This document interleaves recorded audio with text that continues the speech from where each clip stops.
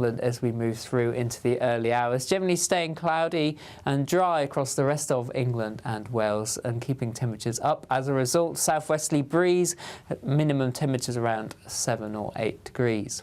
So on Tuesday, a wet start across Northern Ireland, southern Scotland, northern England. This range just slowly pushes a little further southeastwards through the day. Blustery showers following on behind, particularly across Scotland, gales around the coast. Best of any brightness holding on once again across southeast England. Some sunny spells here and rain eventually arriving here by the end of the day. Temperatures in the southeast up to around 16 degrees, starting to turn much colder in the north.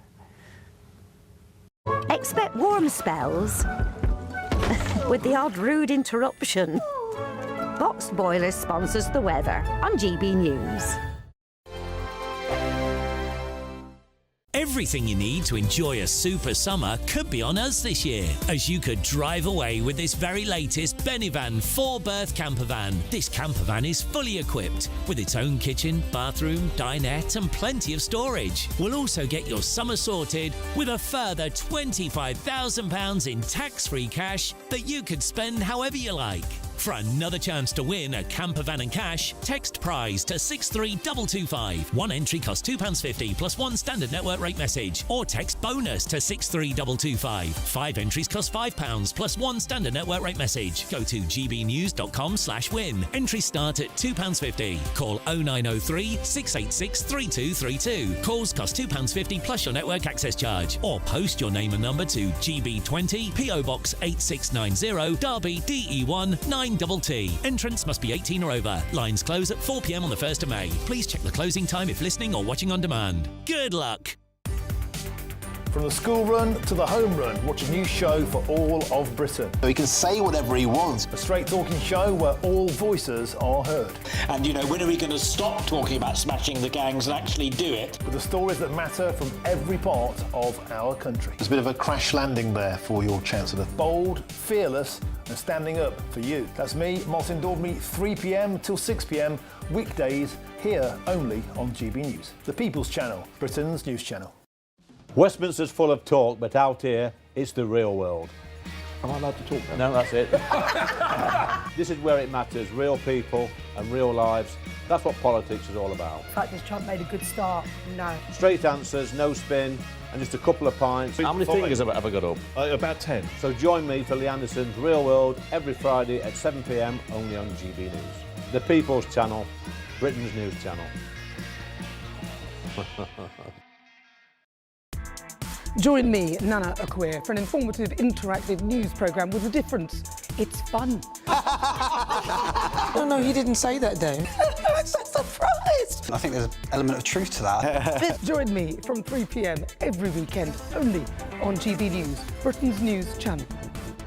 As soon as it hits 11 and the headlines come in, the Late Edition brings you the breaking news from all the front pages. Because the news is going to happen. So get a head start today. Patrick Christie's tonight, Late Edition. Alex Armstrong tonight, Late Edition. From 11 o'clock every night. Only on GB News, the People's Channel, Britain's news channel.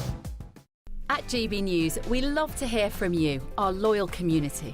So drop us a line at gbnews.com/yoursay. There, you can talk to each other and also to the presenters live on air. gbnews.com/yoursay, because GB News is your channel, Britain's news channel. We love Great Britain. We love its history, its culture and its tradition, and that's why we're so proud to be part of GB News. You look genuinely emotional. Oh, come here. GB News does pay attention to those who are ignored by the mainstream media. The majority of this country whose forefathers fought and died to maintain liberty, to fight for freedom of speech. The rule of law, the rights of property and democracy. This is the heritage that our country should be so proud of. Which of course includes our Christian heritage. There's been a huge resurgence in the number of people going to church. Perhaps they're not finding what they're looking for, and they're looking for something a bit deeper, a bit more truthful, a bit more akin to Britain's Christian heritage. That's right, get ready, because the most exciting night in general election history starts now!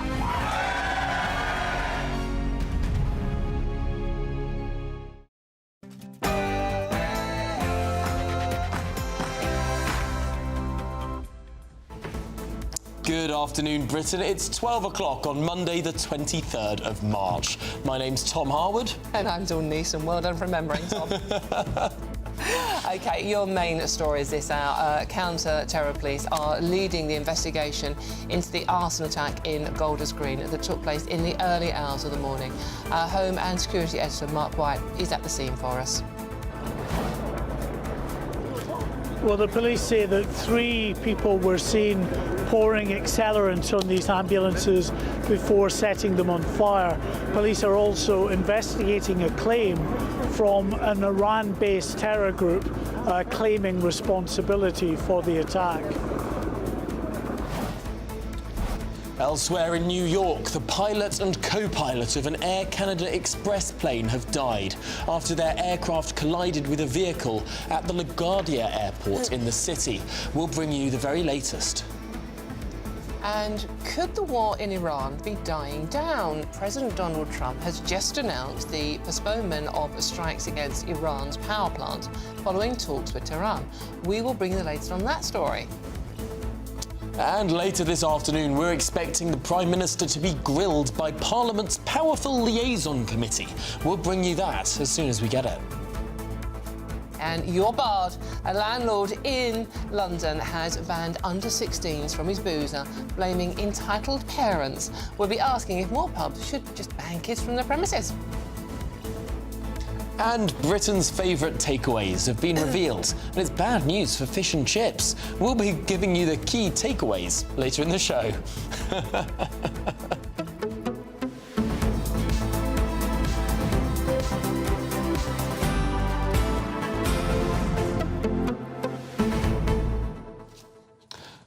Donald Trump has set everyone spinning. Again. Completely spinning. No one knows where we are. No. And this is extraordinary. So, gilt yields, the cost of government borrowing, had gone up to above the levels we saw under Liz Truss. I mean, it was really expensive for the government to borrow money. That means potentially higher taxes. That means all sorts of disastrous things. Trump then sent his Truth Social post. And what happened? Well, those levels crashed back down. Our borrowing costs fell. 30 minutes later, borrowing costs back up again. This is the way it's going, and this is within hours of that deadline. Trump's own deadline, remember he said it 48 hours ago nearly, was due to expire at 11:44 GMT tonight, our time. And that's not going to happen now, is it? It certainly isn't. No. So anything could happen during the course of these 3 hours. This is when really you need to be more glued to the news than ever before. Yeah. I mean, not only is it a big news day, but Tom's having a bit of a morning. Oh, I've had a terrible morning. I don't know how much I should bring this to the good denizens of Good Afternoon Britain, but long and short of it is I'm going to have to shell out quite a bit of money on a new boiler. Oh well. Yeah, and it's very stressful. And you know, such is when one thing goes wrong, everything goes wrong. Tom is having one of those mornings. So we need to help keep him calm. So please do try and help me out on that one. gbnews.com/your say is the way to get involved in the conversation and talk about all the stories we're discussing today, or you can scan the QR code. But all of that coming up after your news headlines.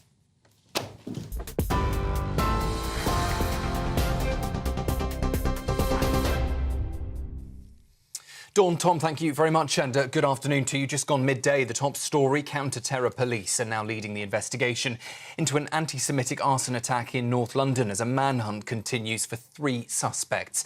Detectives are analysing CCTV, which appears to show hooded figures pouring liquid over ambulances before setting them alight and fleeing the scene. Loud explosions were reported by witnesses as oxygen gas cylinders ignited.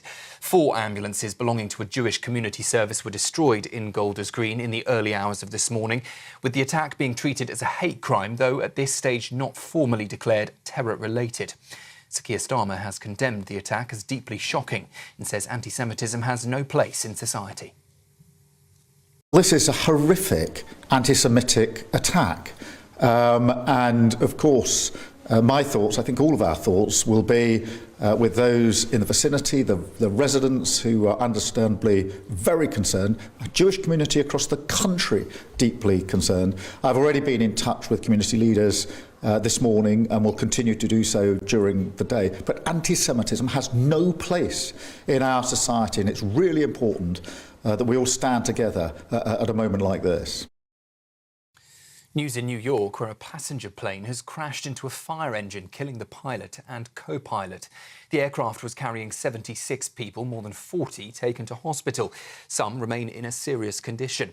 The flight had arrived at New York's LaGuardia Airport shortly before the collision, and emergency services rushed to the scene. Investigators are now examining what went wrong. The airport is closed and will remain closed, with all flights cancelled until at least 6 o'clock UK time. Donald Trump says he has postponed planned US strikes on Iranian power plants after what he calls very good and productive talks on ending the war. The US president says military action will be paused for 5 days, depending on progress in ongoing discussions, aimed, he says, at a complete resolution of the conflict. But Iran claims Donald Trump has backed down following threats to target energy infrastructure across the region, while reports from Tehran suggest there have been no direct talks with Washington. Meanwhile, Sir Keir Starmer has been in talks with the President and will chair a Cobra meeting on the impact of the conflict today, as he stresses the UK is not currently being targeted. The Prime Minister is also calling for de-escalation, saying Britain must protect its interests without being drawn into a wider war. Meanwhile, a wide-scale wave of strikes has been launched overnight as the conflict in the Middle East is intensifying. Israel says it's targeted infrastructure in Tehran, while missiles and drones have been intercepted over Israel, Saudi Arabia and the United Arab Emirates. US military officials are also warning of further attacks to come, and they're urging civilians in Iran to stay indoors. Here, 7 locations have been selected for a new generation of towns as ministers push ahead with plans to boost house building. Each site is expected to deliver at least 10,000 homes, some expected to exceed 40,000, all forming part of a government's wider target to build 1.5 million homes. The developments are designed as full communities, including green spaces, transport links and high streets, aiming to reduce reliance on cars and create what ministers call places people can thrive. They say the move marks a turning point in tackling the housing crisis, with construction expected to transform key areas across the country. And authorities are bracing for a surge in small boat crossings in the Channel as calmer weather sets in. Nearly 600 migrants have arrived in the UK in just the past 5 days alone, with more expected as conditions improve. The government is now preparing to hand France a further £500 million to help tackle the crisis, as ministers are pushing for a tougher deal to stop more boats leaving the French coast. It comes as talks between the UK and France are entering a critical phase, with the current agreement due to expire next week, as pressure is mounting to reduce crossings. Those are the midday headlines. I'll be back with you in half an hour. Now, though, it's back to Tom and Dawn. Tune in to GB News Radio wherever you are. Online, on DAB digital radio, on TuneIn, on Radio Player, on Nation Player and on your smart speaker. Just say, play GB News.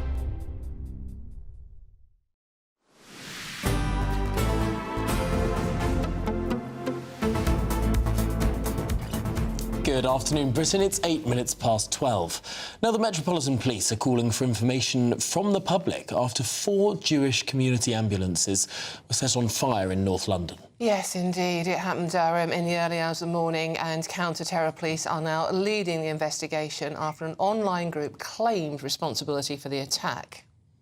Well, our Home and Security editor, Mark White, joins us now live from the scene. Mark, what more can you tell us? Well, there is now an active manhunt for 3 suspects who were seen in the early hours of this morning pouring accelerant over the ambulances, the volunteer ambulances that were parked just in the synagogue car park behind me before then setting them ablaze. It was a ferocious fire where at multiple points explosions rang out from the oxygen cylinders that were in the back of these ambulances that heated up and then exploded. It was a very dangerous situation, windows blown out in some of the surrounding buildings as well. We heard a short time ago from the Metropolitan Police confirmation that this is now being led by Counter-Terror Command. This is what Detective Chief Superintendent Luke Williams said. While this has not been declared a terrorist incident at this stage, the investigation is now being led by counter-terrorism policing, with all the specialist expertise they bring and all lines of inquiry remain open.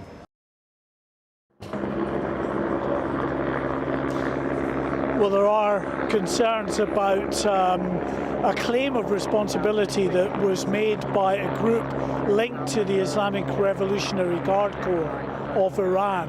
That is being investigated by the Metropolitan Police as well. And as far as the ambulances are concerned, 4 of them were destroyed. They are now off the road. The London Ambulance Service is going to step in and provide additional ambulances for those trained medics, those volunteers who are doing such vital work in the local community, not just for the Jewish community, but other people in this area as well, taking some of the burden of the NHS. Well, the Health Secretary, Wes Streeting, was here a couple of hours ago to offer his support to the community and express his shock at what happened last night. Those responsible for this attack must know that the Jewish community will not face up to this hatred alone. The whole country will stand with them.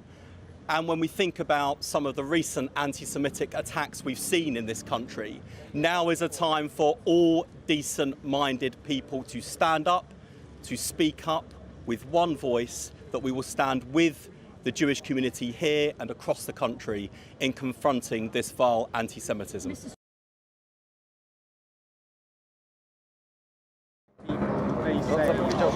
Well, throughout the day, speaking to people here in the local community, yes, they're very shocked and upset at what happened, but none of them were surprised at what has happened. They've been expecting some sort of incident for 2.5 years since the October 7th attacks, with the war raging in the Middle East. During the peaks and troughs of that war, the anti-Semitism that is being felt in communities like this often leads to some really disturbing incidents. And of course, we know about that terror attack that took place in Manchester, the synagogue there last year. Well, we spoke to Gideon Falter from the Campaign for Anti-Semitism, who spoke and reacted to the fact that Wes Streeting was here. And he said that, you know, they've had enough of these platitudes from politicians. They need action against the hatred that's being spilt at these pro-Palestinian marches and other marches on a regular basis. Unfortunately, the Jewish community is not impressed anymore by politicians turning up and saying how we all stand together and the government's going to do everything in their power. We've now had successive governments tolerating everything from hate marches to hate preachers and doing absolutely nothing about it.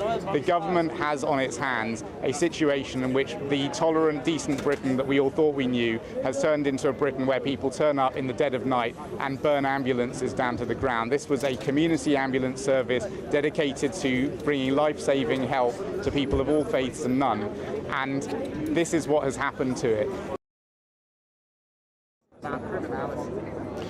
Well, counter-terrorism detectives are now urging anyone that might have either information or even video of the events that unfolded last night to come forward with that information and video to help in the ongoing investigation. As they say, they're looking for 3 suspects. As yet, no arrests have been made. Mark, just one quick question. We've obviously had Wes Streeting down there. This happened in London. This was an attack on charity ambulances staffed by charity medics, basically, giving their time for nothing. Have we seen or heard anything from the Mayor of London yet? Why isn't the Mayor of London there? This is his patch. Well, it's a good question. He's certainly not appeared here in person, but he has issued a statement, a verbal statement this morning. But we await to see if at some point London Mayor Sadiq Khan does turn up here. We've had statements from the Home Secretary and the Prime Minister as well. Neither of them as yet have turned up. The only government minister is Wes Streeting. Mark, thank you very much. That's Home and Security Editor Mark White there for you. Thank you very much. But this is London. Where's the Mayor? Yeah, you would think that it would be well. Of course, it only happened this morning. He might well turn up during this programme. We'll keep a close eye on that one, indeed. Hope so. But we're now joined by the Senior Vice President of the Jewish Board of Deputies, Adrian Cohen. Adrian, this is a frightening time for many people in this country, but particularly for Jewish people. I mean, I've heard a lot this morning that people were expecting something to happen. But for something to target a charitable enterprise in such a vicious, violent and visible way is surely shocking. Thank you. First of all, thank you very much for having me on. It is truly shocking news. Solar do incredible work. They're a voluntary ambulance service which serves the community, both Jews and non-Jews, and have an excellent record and perform a very important service. It's that they were chosen, I think, probably because of the symbolism. It's in Golders Green, which is an area of lots of Jewish residents. It's an ambulance service, which, whilst provided by a Jewish community, is there for wider society. So it's very emotive to attack ambulances, and the physical consequences of attacking those ambulances, the explosion and the damage that was caused. I suspect is all part of the thinking in this, and yes, it is very frightening. It's very frightening indeed, and we're living a time of very high anxiety. It's only a week ago that we discovered that the Iranian nationals who have been apprehended had been surveilling Jewish community targets, including a primary school, Jewish community centre and synagogues. So this does come at a time when everyone's on a very high alert. Adrian, our Prime Minister has said that anti-Semitism has no place in our society. Yet only this very weekend we saw a pro-Iranian regime march where there were swastikas on boards. I mean, we quite clearly do, or the government quite clearly does, tolerate anti-Semitism on our streets. I mean, we've seen it time and time again with all these marches, pro-Gaza, pro-the Iranian regime. I mean, I've got Jewish friends who are leaving the country because they feel safer in the Middle East than on the streets of London. Well, it's quite clear. I mean, the experiences we've all had since the 7th of October 2023, the experiences we've had have been very difficult ones and very isolating and threatening for us. And I mean, I have to tell you, I live in an area of London where for months and months there was a protest by Swiss Cottage, a weekly protest on Friday evenings, and it took many months to get those protests banned and conditions to be imposed. And then after a number of months of abeyance, they came back and we had to get those conditions reimposed, and that had a very detrimental effect on the well-being of local residents who are trying to go about their business during Shabbat. So just to give you an idea, I mean, what's quite clear is that the legislation, certainly that was inherited at that time, wasn't fit for purpose, and has allowed these protests. The legislation never anticipated the intensity of protests and the regularity of it, and the targeted nature of it. And there's been some moves to deal with that, but nevertheless, as you say, with the Al-Quds protest last weekend, there's still a lot of questions to be answered about that legislation. And at the moment, whilst they can impose conditions on marches, there's still a right to have static protests, which can have very offensive content to them. And there's always been a fear that on an operational level, the police have been reluctant to intervene in the way that they should. And then there's always a question mark over whether prosecutions will be followed. So yeah, there are lots of issues there, but the cumulative effect is to leave us as a community isolated, and also it has a detrimental effect on wider society as well. It's not just Jews who are impacted by this. Of course, yeah. None of us need this hate on our streets, do we? Adrian, thank you so much. That's Senior Vice President of the Board of Deputies, British Jews there. Well, a bit of a gear shift now. It's time for the Great British Giveaway. And there is some good news about. Yes, spring finally is on the way. You could have an opportunity to take away and enjoy the countryside wherever you want in a brand new campervan. Yes, that's to be won. Plus £25,000 in tax-free cash. Here are all the details. It's a prize package worth over £92,000 and it could be all yours in our very latest Great British Giveaway. There's a totally tax-free £25,000 in cash that you'll be able to spend on anything you like this year. Plus, you'll also get to drive away in a brand new Benevan 122 campervan. Courtesy of Marquis Leisure, this latest 2026 model comes fully loaded with everything you'd expect. You can even drive it on your existing driving licence. Plus, it comfortably sleeps 4 people. Make sure you don't miss out on the biggest prize package of the year so far. For another chance to win a campervan and cash, text prize to 63225. One entry costs £2.50 plus one standard network rate message, or text bonus to 63225. 5 entries cost £5 plus one standard network rate message. Go to gbnews.com/win. Entries start at £2.50. Call 0903 686 3232. Calls cost £2.50 plus your network access charge, or post your name and number to GB20 PO Box 8690 Derby DE1 9TT. Entrance must be 18 or over. Lines close at 4 p.m. on the 1st of May. The winner may be contacted live after all entry routes have closed. Please check the closing time if listening or watching on demand. Good luck.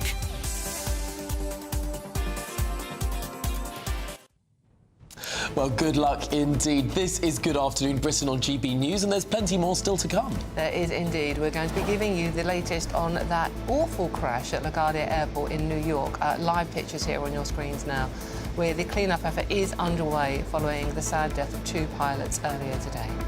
Yes, and after the break, President Trump has announced the postponement of strikes on Iran's power plants for 5 days. He claims there have been talks with the regime.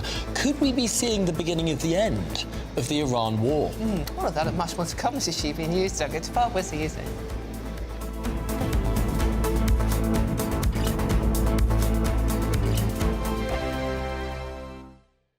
Hi, I'm Michelle Dewberry, and my show is your opportunity to cut through all the noise and dive in headfirst to some robust debates. Ideas clash. Situation, isn't it? Because the failure is... You're deliberately avoiding my point. Nothing's held back. And if you think this is the end of it, wait for more. And we do not shy away from the difficult stuff. Sometimes I want to shake people and say, if only you understood. So join me on Jubes & Co. weeknights at 6 p.m, only on GB News, Britain's news channel. GB News Breakfast, every day from 6 a.m. 7, this one will get you goat. I just know it will. I'm going to log in. It gets our goat. I'm going to log into your say right now to see what you're going to say about this one. Because the Bank of England has confirmed, and we're focusing on Winston Churchill, but it's actually every famous face on every banknote is going to be removed. Yes, instead, the central bank plans to feature British wildlife on the next series of banknotes. They're going to message you, though, or, you know, there's going to be a consultation to say if you want a badger or a horse or whatever. But do we want badgers or horses? Well, yes. And is it the right idea to remove Sir Winston Churchill and others from our notes? Maybe they need freshening up. They do say part of it is down to security and that the wildlife stuff is, for some reason, harder for people to copy. The great heroes of the past, Churchill is the greatest of them, in my view, but there's very many others as well, to give people using that currency something to aspire to. And the sheer emptiness of simply having wildlife rather than great people of the past that tell our national story tells a disturbing story of a country that doesn't really know who it is anymore. Nobody uses cash. I mean, it's really a completely irrelevant prospect as to who is on a piece of paper that nobody uses anyway. The second thing, just to really wind up GB News viewers anyway, I personally would rather have the euro, so I would probably have an image of Brussels or something on there. That will really get your comment box going. But if we do have to have some image on this, then honestly, animals is as good as anything, and let's have a lion on. But the idea that we have to pick historical figures that people then disagree about, and was that person a war leader, and does that part of the community support that person? It's a nonsense. Let's scrap the cash. GB News, the People's Channel.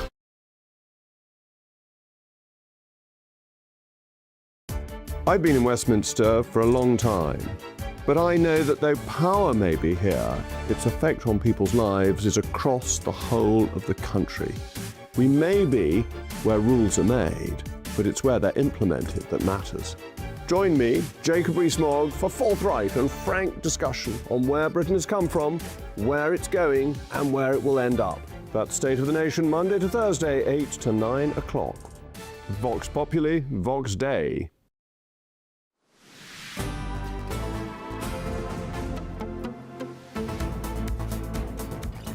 Good afternoon, Britain. It is 25 minutes past 12 already. Time is flying so much. It certainly is. What isn't flying, though, are rockets over Iran, at least for now. Donald Trump has postponed military attacks against Iranian power plants. Yes, it's another U-turn, I think we can call it. In a post on Truth Social, the US president shared that the US and Iran had held good and productive talks on the complete and total resolution of hostilities in the Middle East. Well, oil prices eased in response to Donald Trump's statement, with Brent crude swiftly falling by 10%. However, minutes after the statement, we have seen further wobbles. Prices are incredibly volatile right now. Let's try and get a sense of what is actually going on. Delighted to be joined by the defence and security expert, Stuart Crawford. Stuart, it's a slightly confusing message. At first, markets thought that Donald Trump was having genuine discussions, and now there's a little bit more unease about it. Where are we? Well, good afternoon. That's a very good question because, as with all things with President Trump, we're never quite sure, ever, where exactly we are. However, I think that his statement is optimistic, and it shows two things. First of all, that if it's correct, Iran has been frightened into the prospect of its power plants being attacked, because that would really damage the infrastructure of the country.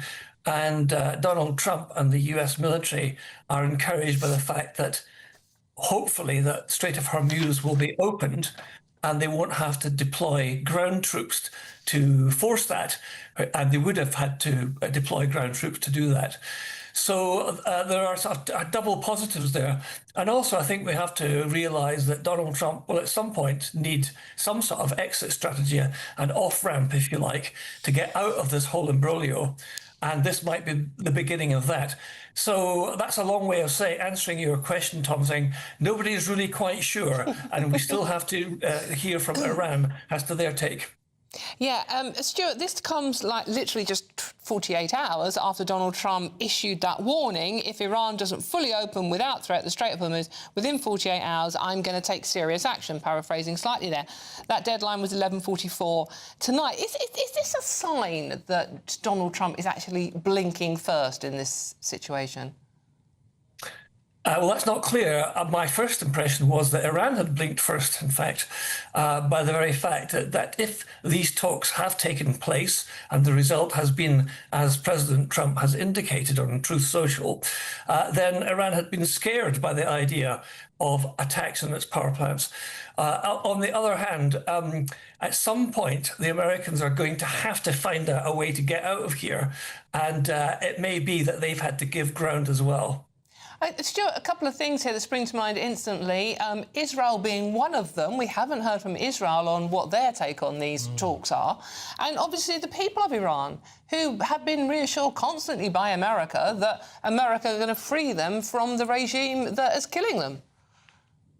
Absolutely right. The great fear has always been that at some point President Trump and the Americans will declare that they've won and then leave and let everybody else clear up the mess. And of course, Israel has a big say in what happens next, as it is the mortal enemy of Iran and vice versa. And I do feel for the Iranian people who have been given this perhaps false sense of hope and optimism that their regime will be decapitated and the people will rise up and restore some sort of secular democratic government in Tehran. And all of these things are right up in the air at the moment.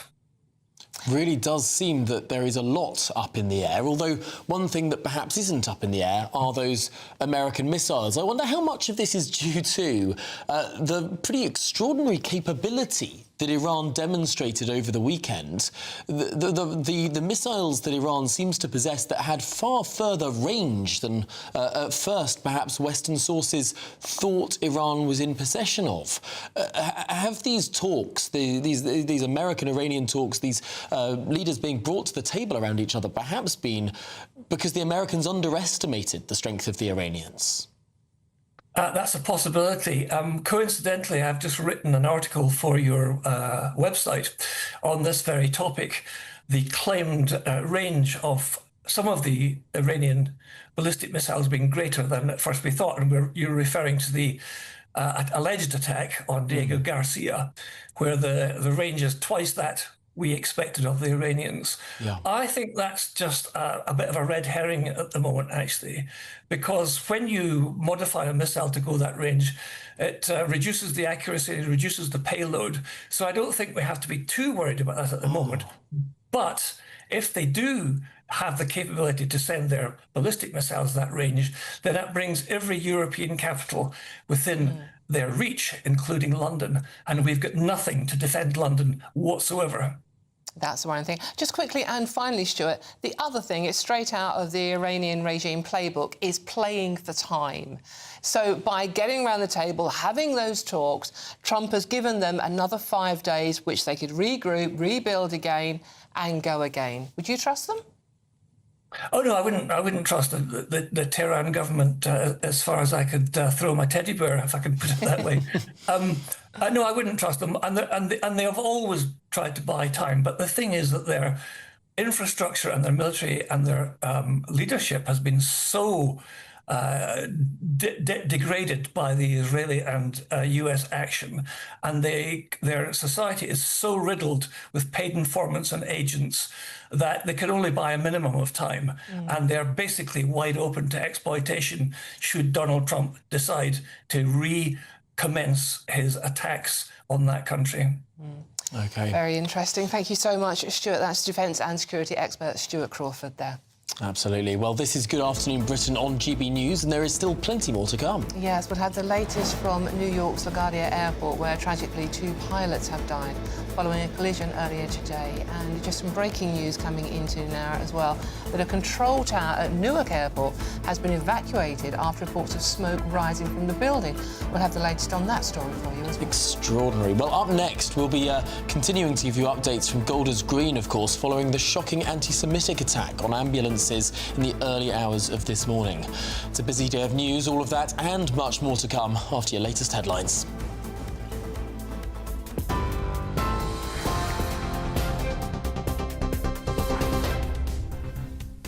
Very good afternoon. The 12:30 headlines for you. Counter-terror police are leading an investigation into an anti-Semitic arson attack in North London as a manhunt continues for 3 suspects. CCTV appears to show hooded figures setting fire to ambulances before fleeing. 4 vehicles were destroyed in Golders Green, with explosions reported as oxygen cylinders ignited. The Prime Minister has called the attack deeply shocking. Anti-Semitism has no place in our society, and it's really important that we all stand together at a moment like this.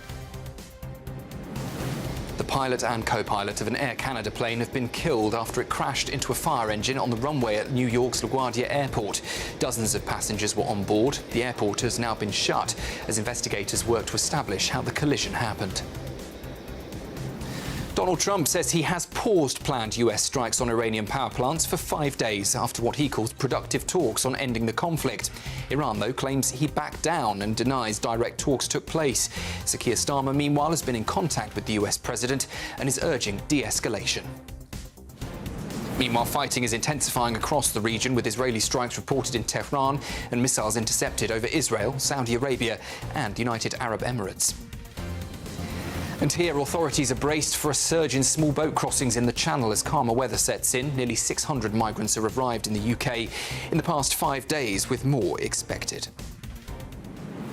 Those are the latest headlines. I'll be back with the 1 o'clock news. Take the GB News family with you on any device. As long as you have an internet connection, tune into GB News anywhere on the planet or beyond.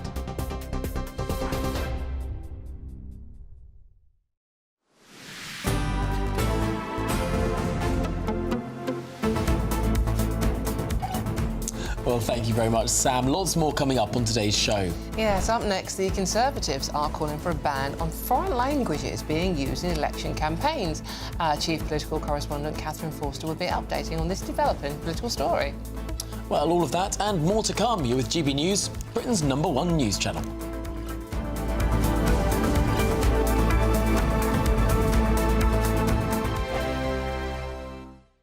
Good morning, welcome to your latest GB News weather update brought to you from the Met Office. The last day of sunshine, most widely to come today. Rain is pushing into the far north throughout this afternoon. We've still got high pressure dominating across much of England and Wales in particular, but as we look further north, low pressure's bringing in a series of weather fronts. So by lunchtime, rain will push into parts of Scotland, Northern Ireland too, and cloud will begin to thicken for some areas of northwest England. Elsewhere, still plenty of hazy sunshine to come this afternoon, particularly across more southeastern areas where it will feel relatively warm in the sunshine still. Temperatures above average in the mid-teens for many across the south and east. Elsewhere, though, closer to 9 or 10 degrees, and it will turn cooler as we head later through this week.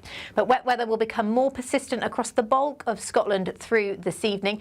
Not particularly heavy, but a lot of cloud around and some brisk winds as well pushing in.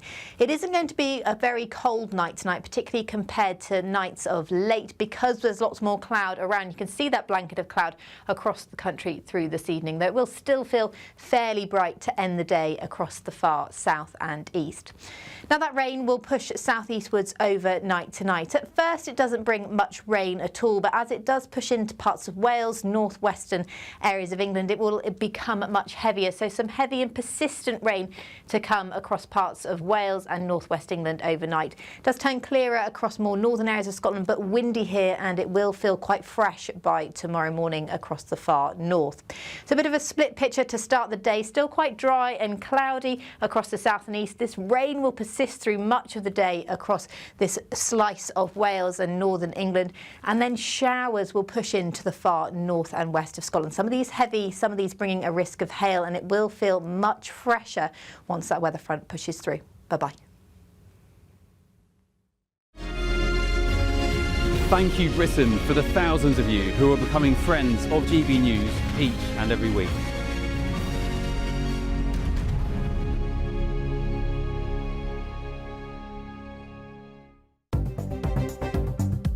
Good afternoon. This is the latest AI travel news from gbnews.com. On the M8, a broken down vehicle is restricting the westbound off-slip at junction 28. On the M11 northbound, the exit slip at junction 14 is shut after an overturned vehicle, with recovery expected between 4:15 and 5:30 this afternoon.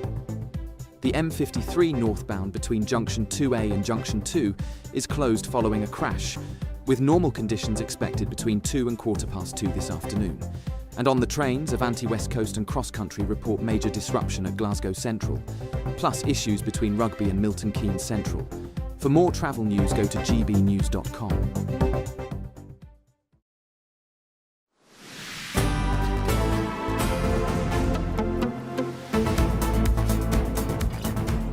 Good afternoon, Britain. It's 38 minutes past 12. OK, let's go straight to Golders Green now, where our Home and Security Editor Mark White joins us with Shadow Foreign Secretary Dame Priti Patel. Mark. Yeah, throughout the morning, of course, reaction really has been coming through from many people, politicians as well, and Dame Priti Patel, as you say, the current Shadow Foreign Secretary, but also former Home Secretary. You're here, you wanted to show your support. How shocked are you by what has happened? I find this incomprehensible. This is a community that I know very well, but also through the extensive work and support we've all done in the past and clearly takes place now. The fact that something like this is happening in modern Britain and in London today is really hard to comprehend. This is an absolute, this is terrible. It is absolutely terrible, and it speaks volumes now that the way in which we feel about the Jewish community, their safety and security is paramount. There is a war taking place. Israel is under threat from Iran. There's a lot of work that the British authorities need to do. The Metropolitan Police in particular, with counter-terrorism police, will absolutely need to find the perpetrators perpetrators of this. This is a community in shock, but obviously a community that is living in fear. And I have to say, as someone that is very familiar with the Jewish community, I've grown up with them, I've lived amongst them, I just struggle to comprehend what has taken place. This is a volunteer ambulance service. This is people that volunteer within their community to save lives, and they're under assault in this particular way. It's abhorrent, it really is. The perpetrators of this must be found. In terms of the sort of wider threat to the Jewish community, many are sort of linking the hate marches that we've seen, these pro-Palestinian marches, at which often very hideous anti-Semitic chants are made. Do you think the British government and indeed the Metropolitan Police have done enough to clamp down on that and to bring people to justice who make these kind of comments and chants? Well, the answer is no. Look at what we've just seen here today and why we are here, what's brought us here. The level of anti-Semitism across our country is out of order, it really is. We need to get a grip of this issue, and quite frankly, we need to deal with this in the right kind of way. The authorities have the powers. It's not good enough for people and the authorities to say they're powerless. There are individuals who have been out there on those abhorrent hate marches, intimidating the Jewish community, behaving in an absolutely despicable way. That is the only word to use. They're the ones showing intolerance against a peaceful community in London, but across our country. We saw just last October in Heaton Park the atrocity that took place in the synagogue there. This, I'm afraid, is symptomatic of the level of hate that is being on display and perpetrated against the Jewish community. That is not acceptable. Quite frankly, it's not the Britain that we love. It's not the country that I grew up in. Someone that lived and grew up with the Jewish community.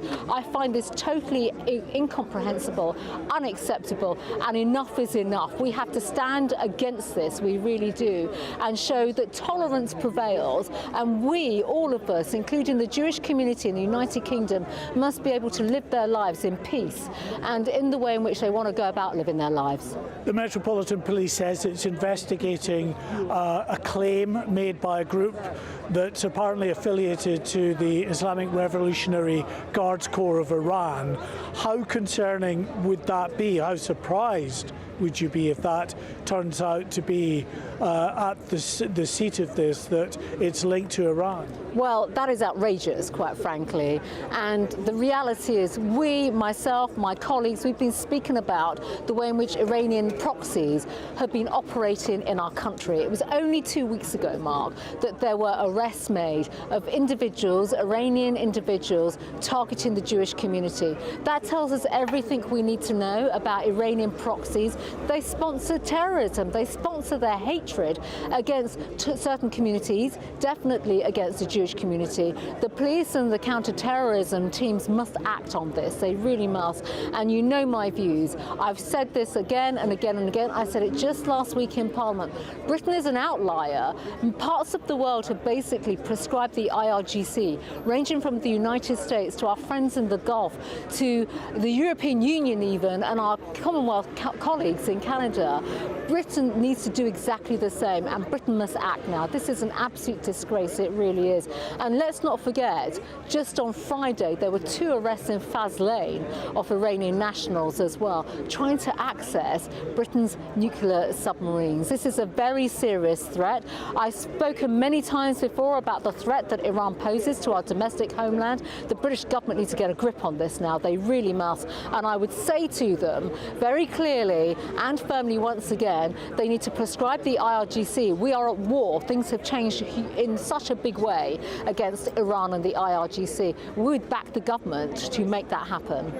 You were telling me just before about your time as Home Secretary, your dealings with the Community Security Trust, yes. Obviously the group of volunteers that help guard the Jewish community.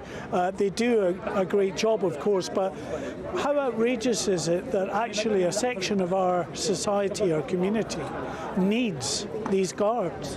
Well, I have to say the work of the CST is extraordinary, it really is. Built on volunteers. volunteers, by the way, totally all volunteer contributions in their times. They are remarkable, they really are. It says something now more than ever. I grew up with the Jewish community, living in the same community as they do. You know, back then, the need for the CST, they've always been there, was nothing like we see it today. It is an outrage. It's an absolute stain on British society that we are seeing the level of anti-Semitism. It's overt racism. This needs to be dealt with. It really does. The CST are heroes. Their volunteers are. But the fact that they exist, and thank God they do. You know, the work that they do is so essential. It gives the reassurance that's needed. It protects the community at all ages, from the schools to the synagogues. It protects absolutely everyone. As I left Mark to come here today, I spoke to one of my neighbours who was on his way to his synagogue to pray, but to be with the community. And I told him that I was coming here today. He's going to be 94 soon, and he has said to me that this is the worst time ever in his lifetime living in London that he's seen the level of anti-Semitism and racism and hatred targeted to his community. That pains me to hear that. Britain is a fine country. We've always had tolerance of religion and minorities. I know that from my own experience, but what we're seeing in our country right now is an absolute stain. It's an outrage. The government has to get a grip of this, and quite frankly, I would say all institutions across British society need to grip this now. They really do. And we need to be enforcing the law to protect this community, no question about that. I want to see the perpetrators of what we saw happen in the early hours of today have the full force of the law put to them, but also I want to see the British government protect our homeland and the Jewish community, because this is really vital now. It really is. Okay, Dame Priti Patel, thanks for speaking to us live on GB News. And I think sobering words there from Dame Priti Patel about that 94-year-old Jewish gentleman who said that he does not recall a time when things are as dangerous for the Jewish community as they are now. Just shocking. Well, Mark White, thank you very much for bringing us that. Thank you very much. This is Good Afternoon Britain on GB News. There's lots more coming up on today's show. After the break, is the Conservative Party, well, it's calling for a ban on foreign languages being used in election campaigning. We'll be discussing this exclusive report with our chief political correspondent, Catherine Forster. But just time for a quick weather forecast for those European holiday destinations for you. Ready to soak up that holiday sunshine? Won't we need some cover? No worries. All sorted. All Clear Travel Insurance sponsors GB News Travel Destinations Forecast. Hello there. Heavy rain will continue across the Canaries over the next couple of days. Some fine weather across Spain and Portugal. Low pressure still across the Canaries, Madeira as well, seeing the risk of some rain. Sunny spells across Spain and Portugal, feeling pleasant. But low pressure also dominates parts of Italy and Greece. Outbreaks of heavy rain here on the cold side as well for the time of year. The rain across the Canaries will start to ease, particularly towards the end of the week.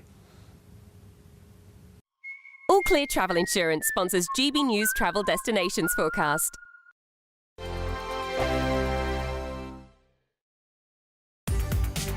From the school run to the home run, watch a new show for all of Britain. He can say whatever he wants. A straight talking show where all voices are heard.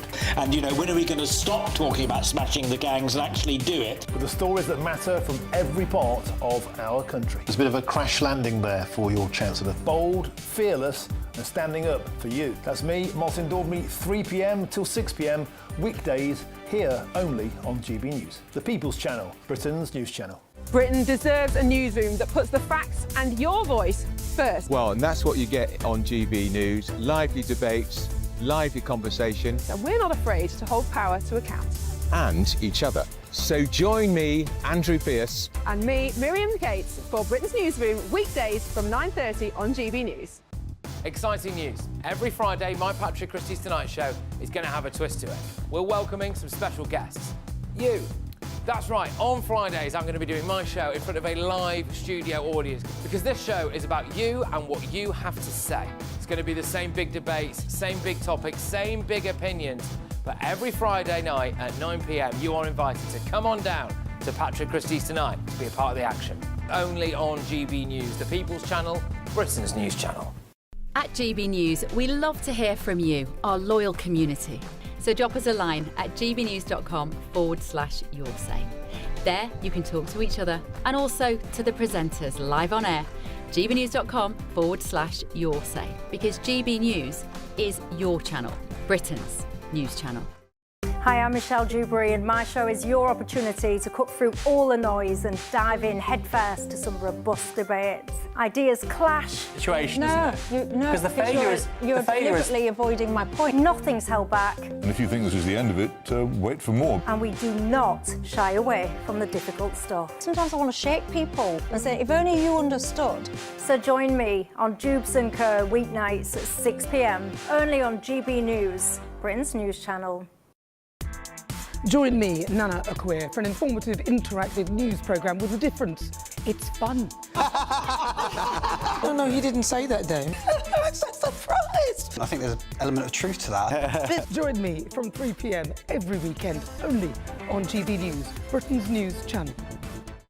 From cold mornings to warm family brunches, from football to tennis, in the car, in the kitchen. GB News Breakfast is there with the stories you need and the conversations that matter. Anyway, let's talk business. Well, it has been a historic night in British politics. It's astonishing, isn't it? We're here again to start your day just right. GB News Breakfast. Every morning from 6 a.m. Only on GB News, Britain's news channel.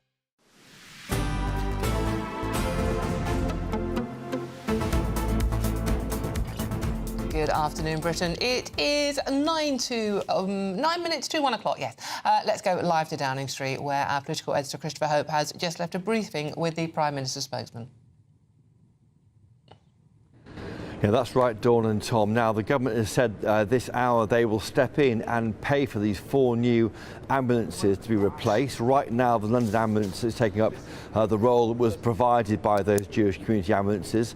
From tomorrow, the NHS will step in and pay for replacements for those ambulances which were destroyed in a horrific attack last night. Number 10 says that we will do everything we can to provide security for Jewish schools and the synagogues. Attacks like these are designed to strike terror into the hearts of our communities. An attack on the Jewish community is an attack on us all. Most of the meeting we had with the PM's official spokesman was talking about the Iran war and the UK's response. Of course, what's happening later is the PM appears at 2:30 this afternoon, of course, covered on GB News Live in front of the liaison committee, that's senior MPs, quizzing the PM about the economy, about the war, I'm certain, and other things too. And after that, we expect him to convene a meeting of the Cobra Committee of senior players, Rachel Reeves, the Chancellor, Ed Miliband, the Net Zero Minister, Net Zero Secretary, forgive me, Yvette Cooper, the Foreign Secretary, and also, interestingly, Andrew Bailey, who's the Governor of the Bank of England. That's at 5 o'clock tonight, and there'll be a briefing of that from the Treasury. There may even be a statement, maybe as soon as tomorrow, from Rachel Reeves on her response to that. That's because the government is so keen to deal with the issue of the cost of living crisis. The government welcomes any swift resolution to the war. We've heard in the past hour that Donald Trump says he's now in productive talks with Iran about ending the conflict. That is to be welcomed. On the attacks on Diego Garcia in the Indian Ocean, the government says that the reason why we weren't told about this for 18 hours last week, prompting calls of a cover-up from Kevin Badenoch, the Tory leader, is that the government doesn't routinely comment on attacks by Iran. It's a fast-moving event. Many this information is held secretly and can't be revealed until it's been cleared. The UK, though, mainland UK, here in Britain, we are not under risk of Iran attack, we're told by the government. We have a military capability, the government says, to keep Britain safe on our soil. There's no assessment that Iran is trying to target the UK. No word yet on when HMS Dragon gets to Cyprus, but we'll wait to see how that plays out.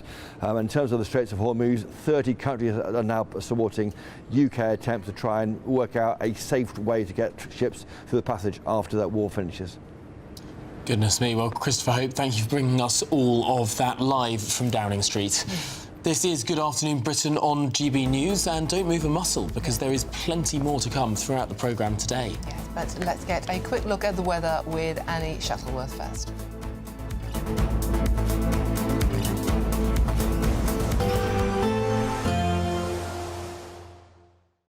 Expect warm spells with the odd rude interruption. Boxed Boilers sponsors the weather on GB News. Good morning, welcome to your latest GB News weather update brought to you from the Met Office. The last day of sunshine, most widely to come today. Rain is pushing into the far north throughout this afternoon. We've still got high pressure dominating across much of England and Wales in particular, but as we look further north, low pressure's bringing in a series of weather fronts. So by lunchtime, rain will push into parts of Scotland, Northern Ireland too, and cloud will begin to thicken for some areas of northwest England. Elsewhere, still plenty of hazy sunshine to come this afternoon, particularly across more southeastern areas where it will feel relatively warm in the sunshine still. Temperatures above average in the mid-teens for many across the south and east. Elsewhere, though, closer to 9 or 10 degrees, and it will turn cooler as we head later through this week. But wet weather will become more persistent across the bulk of Scotland through this evening. Not particularly heavy, but a lot of cloud around and some brisk winds as well pushing in. It isn't going to be a very cold night tonight, particularly compared to nights of late, because there's lots more cloud around. You can see that blanket of cloud across the country through this evening, though it will still feel fairly bright to end the day across the far south and east. Now that rain will push southeastwards overnight tonight. At first it doesn't bring much rain at all, but as it does push into parts of Wales, northwestern areas of England, it will become much heavier. So some heavy and persistent rain to come across parts of Wales and northwest England overnight. It does turn clearer across more northern areas of Scotland, but windy here, and it will feel quite fresh by tomorrow morning across the far north. So a bit of a split picture to start the day. Still quite dry and cloudy across the south and east. This rain will persist through much of the day across this slice of Wales and northern England, and then showers will push into the far north and west of Scotland. Some of these heavy, some of these bringing a risk of hail, and it will feel much fresher once that weather front pushes through. Bye-bye. Expect warm spells with the odd rude interruption. Boxed Boilers sponsors the weather on GB News. It's a prize package worth over £92,000. There's a totally tax-free £25,000 in cash that you'll be able to spend on anything you like this year. Plus, you'll also get to drive away in a brand new Benevan 122 campervan. Courtesy of Marquis Leisure, this latest 2026 model comes fully loaded with everything you'd expect. For another chance to win a campervan and cash, text prize to 63225. One entry costs £2.50 plus one standard network rate message, or text bonus to 63225. 5 entries cost £5 plus one standard network rate message. Go to gbnews.com/win. Entries start at £2.50. Call 0903 686 3232. Calls cost £2.50 plus your network access charge, or post your name and number to GB20 PO Box 8690 Derby DE1 9TT. Entrance must be 18 or over. Lines close at 4 p.m. on the 1st of May. Please check the closing time if listening or watching on demand. Good luck. This is GB News, Britain's news channel. Welcome back to Late Edition with me, Alex Armstrong. Listen, the world watercress eating champion has admitted he actually hates it. He hates watercress and he dreads the competition every year. 58-year-old Glenn Walsh has become something of a local legend in Hampshire after winning the title at the town's annual Watercress Festival 17 years in a row. But despite his record-breaking run, Walsh says the leafy green is far from his favourite food, describing it as peppery, stalky and not really enjoyable. Top man. Instead, he credits his success to having what he calls a big gob and large hands, plus a fiercely competitive streak that keeps him coming back. Joining me now is the man himself, watercress world champion, watercress eating world champion, should I say, Glenn Walsh. Glenn, thanks for joining me this evening. I have to ask you, Glenn, what got you into this in the first place? That's a good question. It was a long time ago now, 2002. When the first festival happened, it was just a celebration of because Alresford is the watercress centre of the world, basically. You know, they at the moment they do so many bags every week. You know, as 500, well, 500,000 a week go in the whole country. So yeah, it's quite interesting. But it happened back then, and it wasn't an eating competition then. It was quite a small event, and it was just a case of the rugby boys after a few beers going, we've got all this green stuff, what are we going to do with it? And we thought, well, let's eat as much as we can. Let's have a go at that. And that didn't end up very well at all. And then after that, we decided, let's be a bit more sensible and have 80 grams and eat it as quick as you can. And that was a little bit better. GB News, the People's Channel.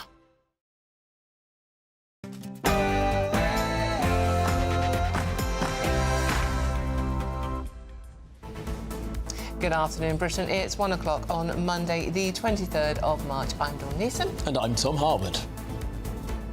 Now, counter-terror police are leading an investigation into the arson attack in Golders Green that took place in the early hours of this morning. Well, our Home and Security editor Mark White is on the scene. Well, there is a manhunt now for 3 individuals who were seen putting accelerant on these ambulances before then setting them ablaze. The Counter-Terror Command is now investigating, although it's not as yet been declared a terrorist incident. And the other big breaking story of the day, a pilot and a co-pilot of an Air Canada Express plane have died after their aircraft collided with a vehicle at New York's LaGuardia Airport. We'll have the latest on that story for you.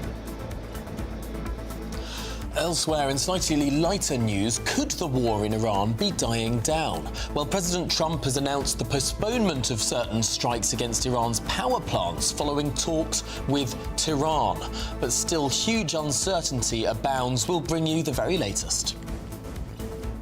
And later this afternoon, we're expecting the PM to be grilled by Parliament's liaison committee. We'll bring you all that as we get it. You're barred. Yes, a landlord in London has banned under-16s from his boozer, blaming entitled parents. We'll be asking if more pubs should ban children from their premises. And Britain's favourite takeaways have been revealed, and it's bad news. Fish has had its chips. We'll be giving you the key takeaways later in the show.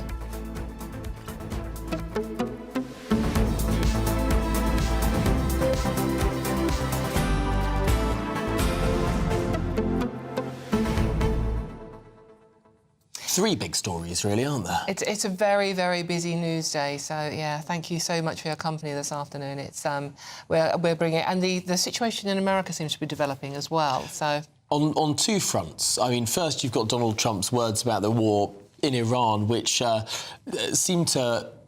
at first calm markets, and now markets are getting slightly more jittery as perhaps it's not as final as it all seems. Well, because the one thing with that story, Tom, is like, you know, originally it was like you've got 48 hours or I'm going to blow up the power plant. And then before the 48 hours is up, it's like, actually, we're having talks, you've got 5 days, suspicious. All very fine, right? They're having talks. However, there's sort of an elephant in the room here, isn't there? Who've got lots of weapons and are very angry about the whole thing. I wonder... that is a very good point. Yes.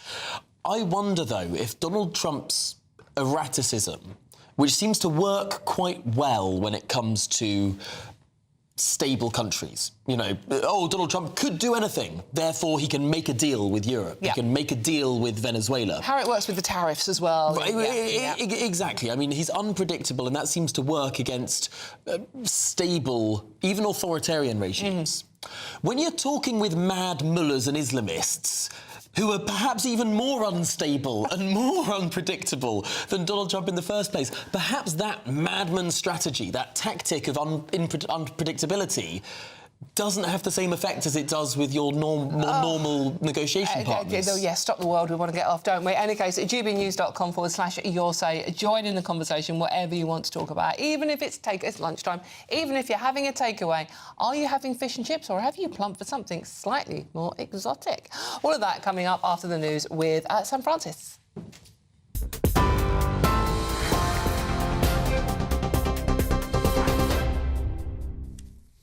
Very good afternoon to you from the newsroom. At the top stories this lunchtime, counter-terror police are now leading the investigation into an anti-Semitic arson attack in North London as the manhunt continues for 3 suspects. Detectives are analysing CCTV, which appears to show hooded figures pouring liquid over ambulances before setting them alight and fleeing the scene. Loud explosions were reported as oxygen gas cylinders ignited. Police are also examining an online claim of responsibility for what's been described as an evil attack, but say they cannot yet verify its authenticity. 4 ambulances belonging to a Jewish community service were destroyed in Golders Green, with the attack being treated as a hate crime, though at this stage not formally declared terror-related. Sir Keir Starmer has condemned the attack as deeply shocking. This is a horrific anti-Semitic attack. And, of course, my thoughts, I think all of our thoughts, will be with those in the vicinity, the residents who are understandably very concerned, a Jewish community across the country deeply concerned. I've already been in touch with community leaders this morning and will continue to do so during the day. But anti-Semitism has no place in our society, and it's really important that we all stand together at a moment like this. But in response to those comments from the Prime Minister, campaigner against anti-Semitism Gideon Falter says the government response is not enough. Unfortunately, the Jewish community is not impressed anymore by politicians turning up and saying how we all stand together and the government's going to do everything in their power. We've now had successive governments tolerating everything from hate marches to hate preachers and doing absolutely nothing about it. The government has on its hands a situation in which the tolerant, decent Britain that we all thought we knew has turned into a Britain where people turn up in the dead of night and burn ambulances down to the ground. This was a community ambulance service dedicated to bringing life-saving help to people of all faiths and none, and this is what has happened to it. In New York, a passenger plane has crashed into a fire engine, killing the pilot and co-pilot. The aircraft was carrying 76 people, with more than 40 taken to hospital. Some remain in a serious condition. The flight had arrived at New York's LaGuardia Airport shortly before the collision, with emergency services rushing to the scene. Investigators are now examining what went wrong. The airport is closed. All flights there are cancelled until at least 6 o'clock UK time. And Donald Trump says he has postponed planned US strikes on Iranian power plants after what he calls very good and productive talks on ending the war. The US president says military action will now be paused for 5 days, depending, though, he says, on progress in ongoing discussions aimed at a complete resolution of the conflict. Iran, though, claims Donald Trump has backed down following threats to target energy infrastructure across the region, while reports from Tehran suggest there have been no direct talks with Washington. Markets have been reacting sharply, oil prices falling by as much as 13% following that announcement, in what economists have described as an extraordinary shift.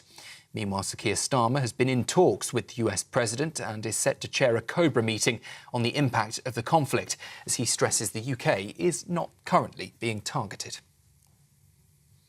Those are the lunchtime headlines. I'll have more for you in half an hour. Tune in to GB News Radio wherever you are. Online, on DAB digital radio, on TuneIn, on Radio Player, on Nation Player and on your smart speaker.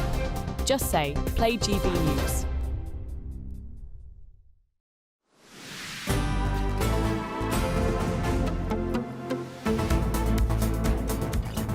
Good afternoon. Britain at 7 minutes past 1. The Metropolitan Police are calling for information from the public after 4 Jewish community ambulances were set on fire in North London. Yes, counter-terror police are now leading the investigation after an online group claimed responsibility for the attack. Well, our Home and Security editor, Mark White, is on the scene for us. Mark. Well, you join us now just actually as a group of protesters have arrived here, pro-Israeli and anti-Iranian regime protesters, but we'll try to persevere because we have the Shadow Home Secretary, Chris Philp, with us. First of all, your reaction, Mr. Philp, to what has taken place here overnight? Well, I think it's a really sickening anti-Semitic attack. I visited Hatzalah, the Stamford Hill branch, just a few months ago. They do incredible work looking after people in the local community, and for them to be attacked by thugs in this anti-Semitic way is absolutely disgusting. We've seen a rising tide of anti-Semitism, and this is just the latest example of that. We saw the appalling murder at the Heaton Park Synagogue just a few months ago, and it underlines the need for the police and the government to take more action to protect the UK's Jewish community. Well done for shouting over that. You've got quite a loud voice when you talk. try. As Keir Starmer knows from PMQs. Well, indeed. I mean, in terms of what we've seen with these protest marches that have gone on week after week after week, the anti-Semitic chants that have taken place, many people here draw a correlation between those marches and the uptick in anti-Semitic hate crime. Is it now time for the government, for the police to get tougher with these marches? Yes, I think it is. On these marches, we have heard calls for jihad and intifada. Those are overt calls for violence, and I think that is unacceptable on the streets of London. I think it risks fueling the rising tide of anti-Semitism. So I think the police should be a lot tougher and should not allow chants which call for violence to be heard on London streets. We've seen the work of the likes of the CST, safety teams, volunteers that are here guarding the Jewish community, but it's a sorry state of affairs, isn't it, that a section of our society require this to go to school, to go to places of worship on a daily basis because of the threats. Yeah, it's a sickening indictment of the level of anti-Semitism we're experiencing in this country at the moment, and it illustrates why the government and police need to redouble their efforts. Everyone in positions of political leadership need to express solidarity and support with Britain's Jewish community, which is clearly literally under attack, as we saw just behind me only a few hours ago. That means zero tolerance for anti-Semitism, for calls for violence, calls for terrorism. The people who did this need to be caught and sent to prison for a very long time, and if it turns out they are not British citizens, they should be deported. And in fact, anyone who expresses racial or religious hatred, including anti-Semitism, or expresses support for extremism, terrorism or violence, if they are not British citizens, they should be deported, because we do not want people like that in this country. And finally, because I know you've got to go in and visit the scene, do you think this government is doing enough? Is this government really got the safety of the Jewish community uppermost in its thoughts? The government needs to do more. I'll be putting that to Shabana Mahmood, the Home Secretary, in just a couple of hours' time in Parliament. I'd like to see more proactive work done using intelligence gathering techniques and surveillance techniques that might ordinarily be used against terrorists to identify people plotting to attack the Jewish community. I'd like to see more action taken deporting extremists who are not British citizens, and I'd like to see a bigger police presence in areas like this, Golders Green, to protect the United Kingdom's Jewish community. It is a sign of a civilised society that everybody, including the Jewish community, feels safe, and right now it's very clear the community here in Golders Green don't feel safe. Shadow Home Secretary Chris Philp, thank you very much for chatting to us live on GB News. Thank you. So Chris Philp there, as I say, as the chants continue now from these pro-Israeli supporters and anti-Iranian regime supporters that have come down here to show their support for the Jewish community who've been caught up in the events of last night. Mark White, thank you very much. It's Home Security. Mark White there for you. OK, now let's go straight to Downing Street, where our political editor, Christopher Hope, is. Christopher. Now, Dawn, a meeting started about half an hour ago of Jewish leaders who have come here and being welcomed by Sir Keir Starmer, Wes Streeting, David Pinto-Duchinsky, a local MP, expressing concern and trying to reassure this community that Britain, the government, stands with them. The government has announced in the past hour that the NHS will step in and cover the work of those 4 ambulances that were torched overnight in that attack, and then the government will step in and give 4 new ambulances to the community affected.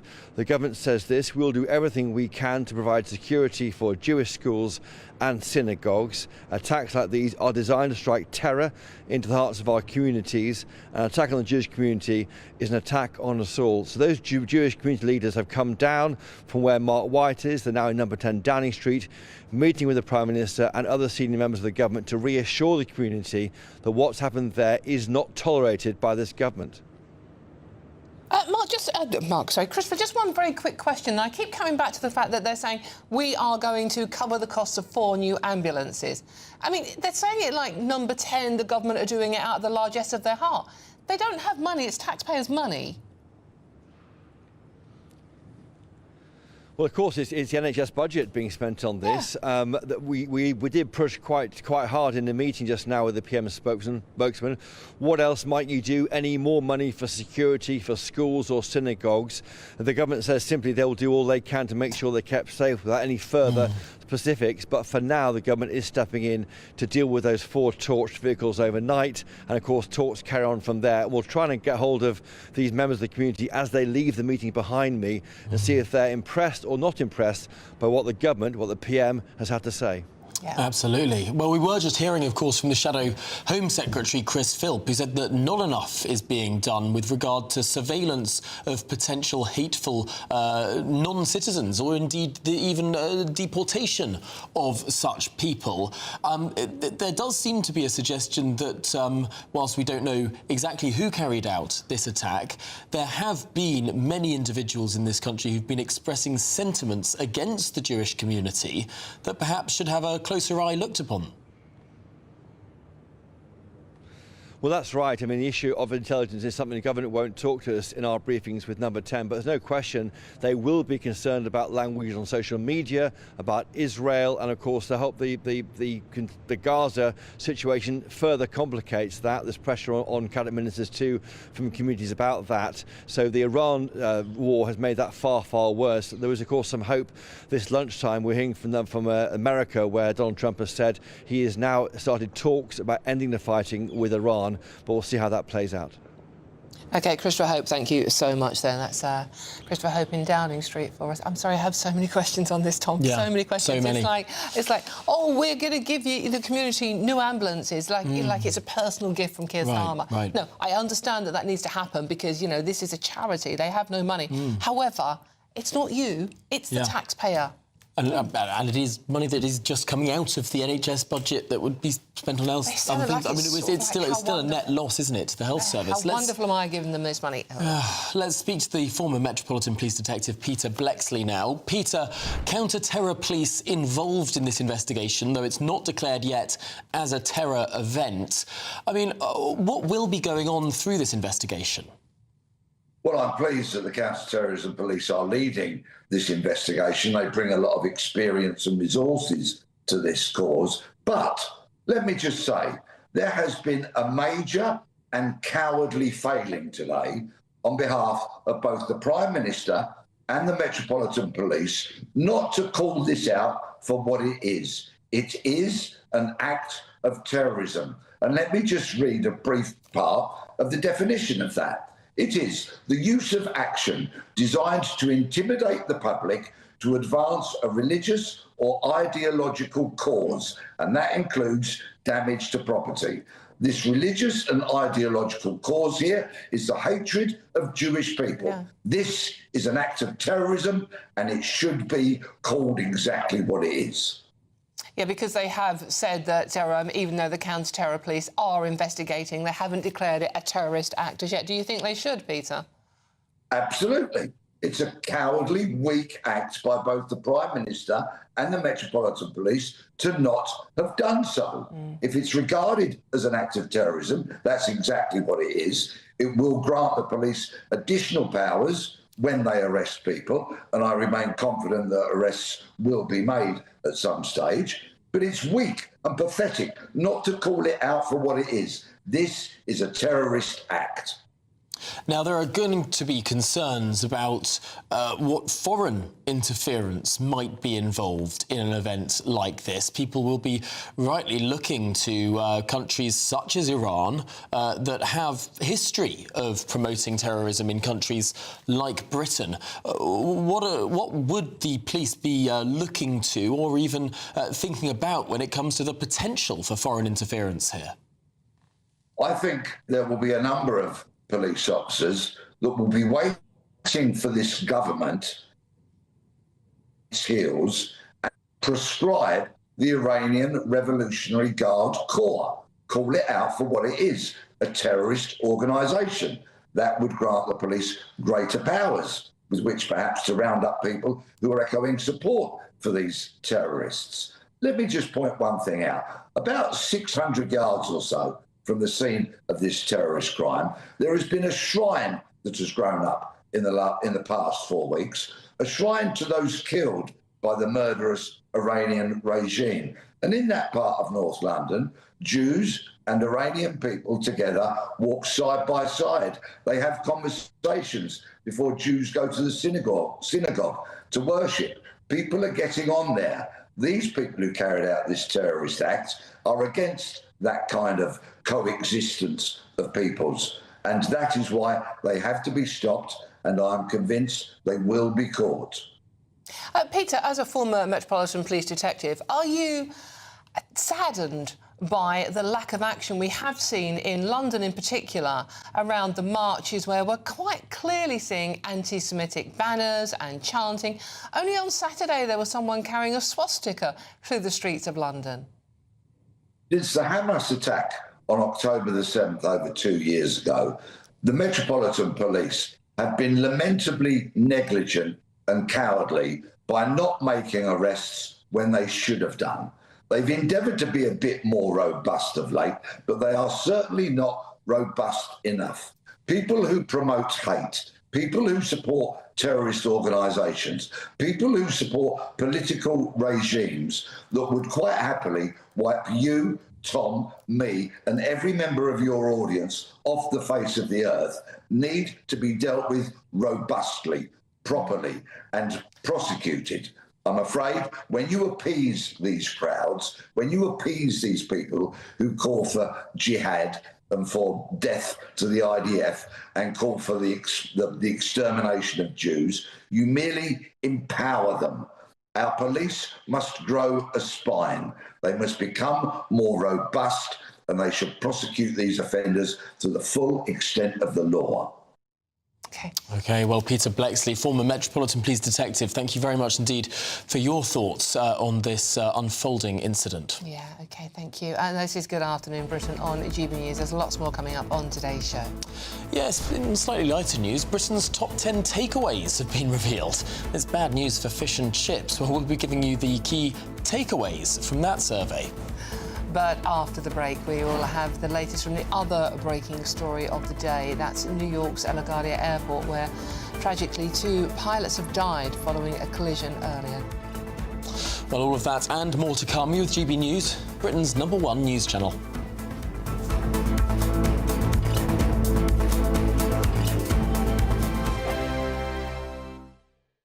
I've been in Westminster for a long time. But I know that though power may be here, its effect on people's lives is across the whole of the country. We may be where rules are made, but it's where they're implemented that matters. Join me, Jacob Rees-Mogg, for forthright and frank discussion on where Britain has come from, where it's going, and where it will end up. That's State of the Nation, Monday to Thursday, 8 to 9 o'clock. Vox Populi, Vox Dei. Westminster's full of talk, but out here, it's the real world. Am I allowed to talk now? No, that's it. This is where it matters, real people and real lives. That's what politics is all about. In fact, has Trump made a good start? No. Straight answers, no spin, and just a couple of pints. How many fingers have I got up? About 10. So join me for Lee Anderson's Real World every Friday at 7 p.m. only on GB News. The People's Channel, Britain's news channel.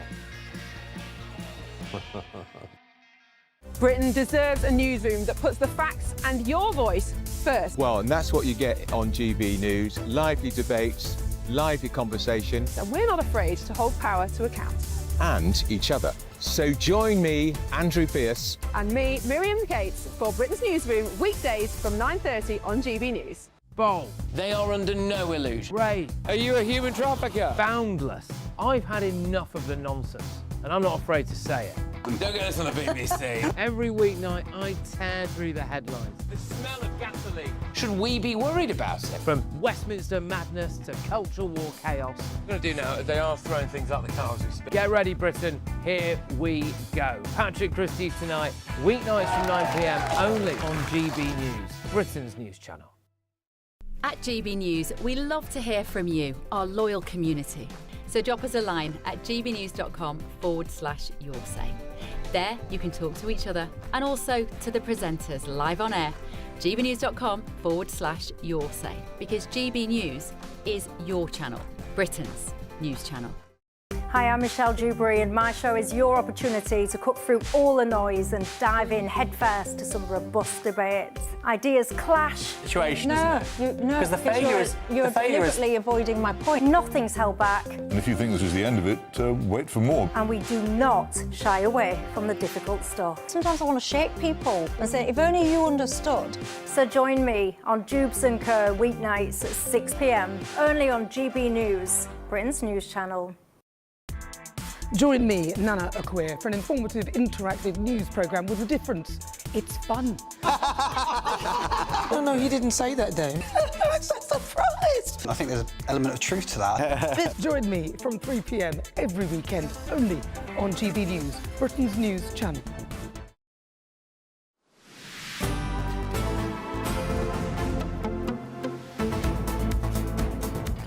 Good afternoon, Britain. At 24 minutes past 1, let's go straight back to Downing Street, where our political editor Christopher Hope is. And Christopher, you've been speaking to some of those who have been inside Downing Street, talking to the Prime Minister. Yeah, that's right, Tom. With me now is Michael Uyghur from the British Board of Deputies and Keith Black from the Jewish Leadership Council. They've been in that meeting with the Prime Minister, with West Street and the Health Secretary, David Pinto-Dujinski, who's the MP for Hendon, and others too. I want to find out now how they found that meeting. To you first, Mr Uyghur, how was the meeting? Have you got the right response from this government? Yes, I think we got a very constructive response, both from the Prime Minister and from the Secretary of State and the local MPs. There is obviously huge concern in the Jewish community about everything that's going on in the moment, and they have stepped up quite quickly. There's been support for the Jewish community locally and nationally, and whilst the Jewish community is, I think, in a very fragile place at the moment, a very concerned place at the moment, we were very pleased to have been called promptly this morning to Number 10 and to meet with the Prime Minister and his team. Keith Black, the Tories are saying the government is not doing enough to protect the Jewish community, synagogues, schools and the like. What more do you want to see? I think, first of all, the extraordinary act of terrorism of blowing up ambulances in this country has been called out by government, but it should be called out by the entire nation. It is an act of grotesque terrorism. This isn't just protest. This is a form of violence against a completely innocent minority that is utterly unacceptable, and the government and the Prime Minister are quite right to call it out and to do everything in their power to remove this vicious vein of horror from British society. The scourge of anti-Semitism. But is this enough, though, Michael Uyghur from the British Board of Deputies? Do you want more money, more resource, more police protection? I don't think the issue is more money. I think the money, in a sense, it has come forth both from the previous Conservative government and now from the Labour government. The core issue here is that the Jewish community is being othered by these people. And the act of terror that my colleague Keith spoke about is absolutely right. What we must do is make it clear that these attacks on the Jewish community are attacks on us all as British citizens. And we have to other those extremists in those communities who are trying to do that to us. It's a disgrace what's going on, and all British people should side with the Jewish community at this moment. And Keith Black from the Jewish Leadership Council, is that happening? Are you hearing that? Is this government being tough on this? Are they perhaps giving a hearing, elements of the Labour Party, to the Gaza protesters, those in favour of Iran and the Iran war? Well, we're seeing the consequences of 2.5 years of horrible, horrible protests against Jewish people and against the State of Israel that has been defending itself for 2.5 years, and we're seeing the consequences play itself out today. The government is trying. I will give them credit for that. The community cohesion plan that they brought forward only a few weeks ago is absolutely a step in the right direction. But we now call upon full-blown, speedy, highly effective implementation. And Michael Uyghur, you've met Keir Starmer in the meeting. He called you here, you came. Does he get the suffering your community is going through? I am confident that the Prime Minister completely understands the anguish, the anxiety that is felt by our British Jewish community. I would say one final thing, is that despite this anxiety, we are a strong and resilient community, and we will not allow these extremists to affect the morale or the status of our community in the long run. We have been here for hundreds of years. We are very proud of our Jewishness, we're very proud of our Britishness, and that's the story that must continue. And Keith Black, what did the PM say exactly to you all? He expressed his concern and support and his horror. And he pledged that the government will do everything they can to look after Jewish people, and in particular to reinforce the sense of British values that Michael has just been talking about. This is a country that has got a wonderful history of embracing its minorities, and we feel today a very vulnerable minority, and he pledged his support for us. And just finally on that point, on the history, my colleague Mark White's been speaking to people in the area affected. Where do you rank this? Is anti-Semitism as bad as it has ever been in this country? So we know that the anti-Semitism in the UK peaked 2 years ago, shortly after the October the 7th massacre in Israel, and last year was the second highest figure ever recorded in the UK. So yes, there is genuine and real concern about anti-Semitism that's felt throughout our Jewish community. Keith Black, final word to you. We will watch the government very closely, and we appeal to this nation, and we appeal to all minorities in this nation to respect the rights of Jews to go about their lives freely without fear of violence or intimidation or being removed from society, because that is a very grave threat to this nation, that Jews will leave this country. Keith Black there from the Jewish Leadership Council, and Michael Uyghur, of course, from the British Board of Deputies. Thank you both for joining us there with a plea there for support from the community, from GBNews viewers and listeners to look after our Jewish community in this country. Christopher, with that in mind, while you have the two gentlemen with you, a message from Diane, one of our viewers. She has said, please tell Christopher Hope to pass on the message that all decent British citizens do side with the Jewish community. We are totally on their side. So if you could just pass that message on from many of our viewers this morning. Of course I will. Of course I will. I'm just saying that Diana, one of our viewers, has been in touch while we're interviewing, saying that the community Brits do stand with your community through what you're going through. Thank you. That's good to hear. Thank you. May there be many more like her. Thank you very much. Appreciate it. Dawn, Tom, back to you. Thank you very much, Christopher. Right, we're going to move on now and head to New York, where a clean-up effort is underway following the death of 2 pilots at a crash at LaGuardia Airport. Yes, the airport remains closed as investigators work to establish how the collision actually happened. It's just astonishing to see in one of the richest and most developed cities on Earth. Let's speak to the journalist Nelson Aspen, who is in New York. Nelson, I understand that you actually have a view of the airport from where you live. What exactly has gone on? It's a very overcast day, so there's not much to see at the moment. However, yeah, it's just 5 kilometers from where I'm sitting with you right now, but very shocking to see it in this day and age. But quite frankly, with the government shutdown, the problems that we have with the TSA security service, President Trump is sending in ICE agents to airports today to help and alleviate some of those extreme delays. People aren't getting paid. It is chaos in the airports right now. And that was in full display, in grotesque display last night, shortly after 11:30 p.m. local time.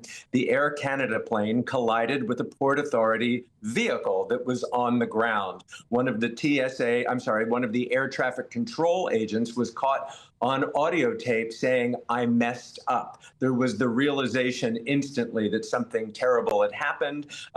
There were 41 passengers and crew injured. 9 of those significant injuries. And as you mentioned, both the pilot and the co-pilot were killed in this accident. If you look at that footage, it's shocking to see how the cockpit is disintegrated. Fascinatingly, they landed, and it seemed like a normal landing, but after about 30 seconds, they apparently threw the engines into reverse thrust, probably saving more lives that way.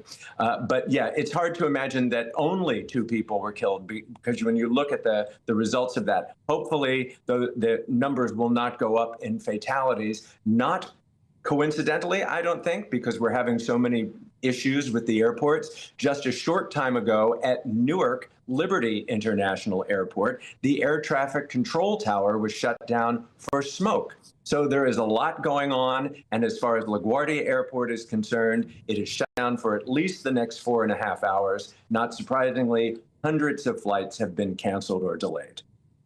Nelson, we understand that that particular airport is mainly internal flight. It's not an international hub, is it? No, there are international flights, but it is very busy. The Air Canada flight was coming from Montreal, and I think it had 72 passengers on board. So it's a blessing it wasn't worth, but it's still rather inexcusable at this point that the nation has allowed its airports to deteriorate in this condition. And if the politicians won't get together and figure out a way to get the government working again, there's a real threat that this could continue to happen, especially we're at war. This is not a time to take safety for granted. Nelson, it does seem like there's just a feeling that aviation in America is less safe than it once was. There was a fatal crash of a helicopter and a passenger plane over the Potomac in Washington, D.C. There's been this crash in New York. An Alaska Airlines flight had a door rip out mid-flight just a year or two ago. I mean, what on earth is going on in the United States? Well, you're also neglecting to include the fact that there are people of varying degrees of sanity that seem to be on board these flights. There is also the issue of passengers acting up. It's a very anxious time, to say the least, to be an air traveler. And as our transportation secretary tries to reassure us, air travel is supposedly the safest way to fly. But I think we're going to see the numbers going down. Tourism is going to be going down. People are just less anxious, and even the waiting just to get to an airport, to have to spend an extra 3 or 4 hours to clear security, makes it not worth it. OK, and Nelson, thank you so much. That's journalist Nelson Aspin there, who is in New York for us on that horrific collision this morning. It's just extraordinary. And it sounds like it was human error. I mean, thankfully, both vehicles were going very slow. So, right. And let's hope that those 7 or so who are in serious condition do pull through. But lots more still to come on today's programme. Yeah, we'll be crossing over to Tel Aviv, where the IDF's international spokesperson will be giving us an update on the war in Iran after the break. Well, all of that and more to come. You're with GB News, Britain's news channel.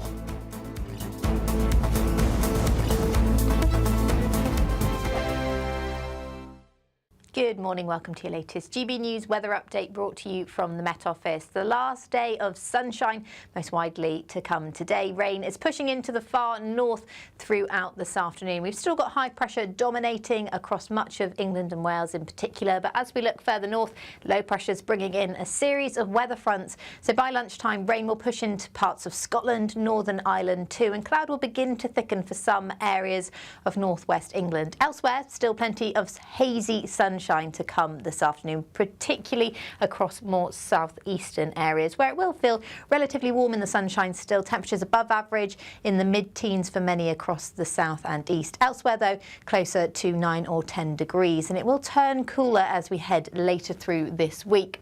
But wet weather will become more persistent across the bulk of Scotland through this evening. Not particularly heavy, but a lot of cloud around and some brisk winds as well pushing in. It isn't going to be a very cold night tonight, particularly compared to nights of late, because there's lots more cloud around. You can see that blanket of cloud across the country through this evening, though it will still feel fairly bright to end the day across the far south and east.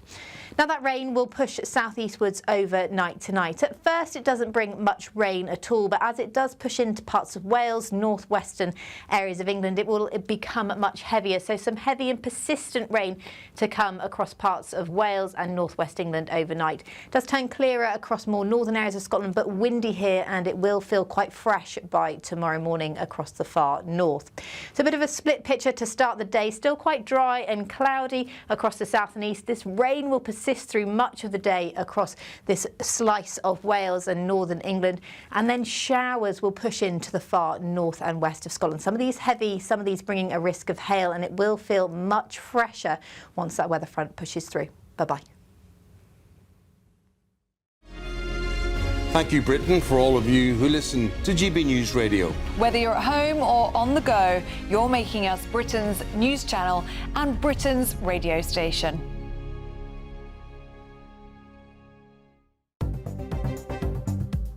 Good afternoon, this is the latest AI travel news from GBNews.com. On the M8 westbound, the exit slip at junction 28 remains restricted due to a broken down vehicle, causing potential delays. In Shropshire, the A5 northbound is heavy between the A458 and the A483, with about 20-minute delays. In Gloucestershire, the A40 eastbound is slow between the A48 and the A417 near Gloucester, resulting in approximately 30-minute delays. And on the trains, Avanti West Coast and Cross Country report major disruptions at Glasgow Central, with Avanti facing issues between Rugby and Milton Keynes. For more travel news, go to gbnews.com.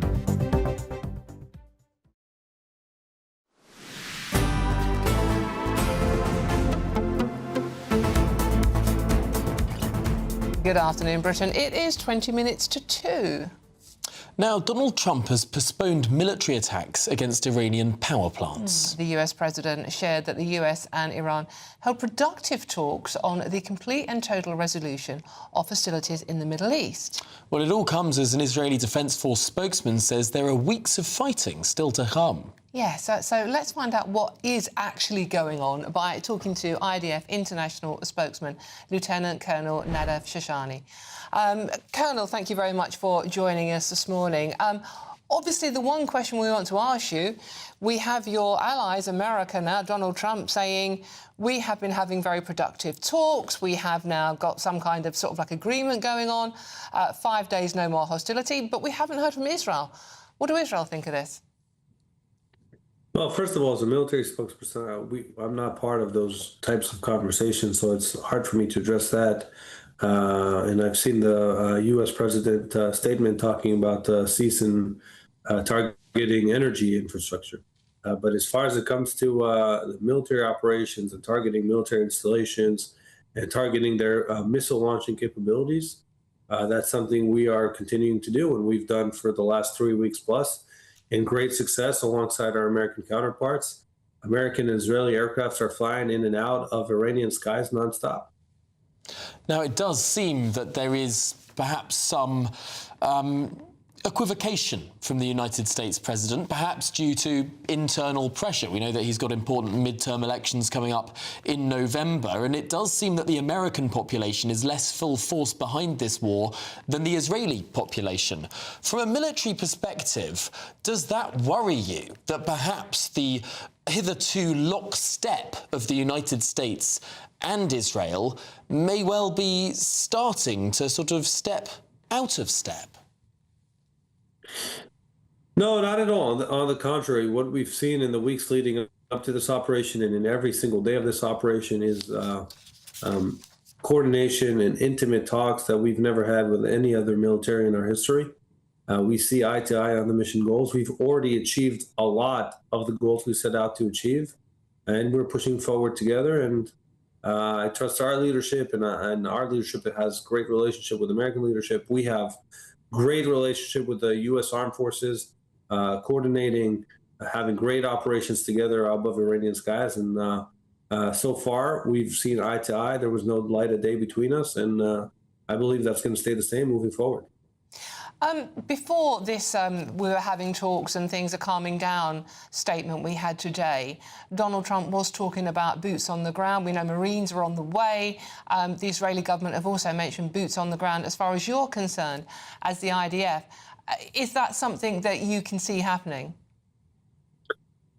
Well, a lot of it is speculations and something that I'm being very careful of when we're on air and on camera. Right now, as we're speaking, it's an aerial campaign. We're doing everything we can to stop this Iranian regime from firing missiles towards us, as we've seen them do just a few days ago, hit 2 civilian areas, center of cities. We're operating to do that in an aerial campaign.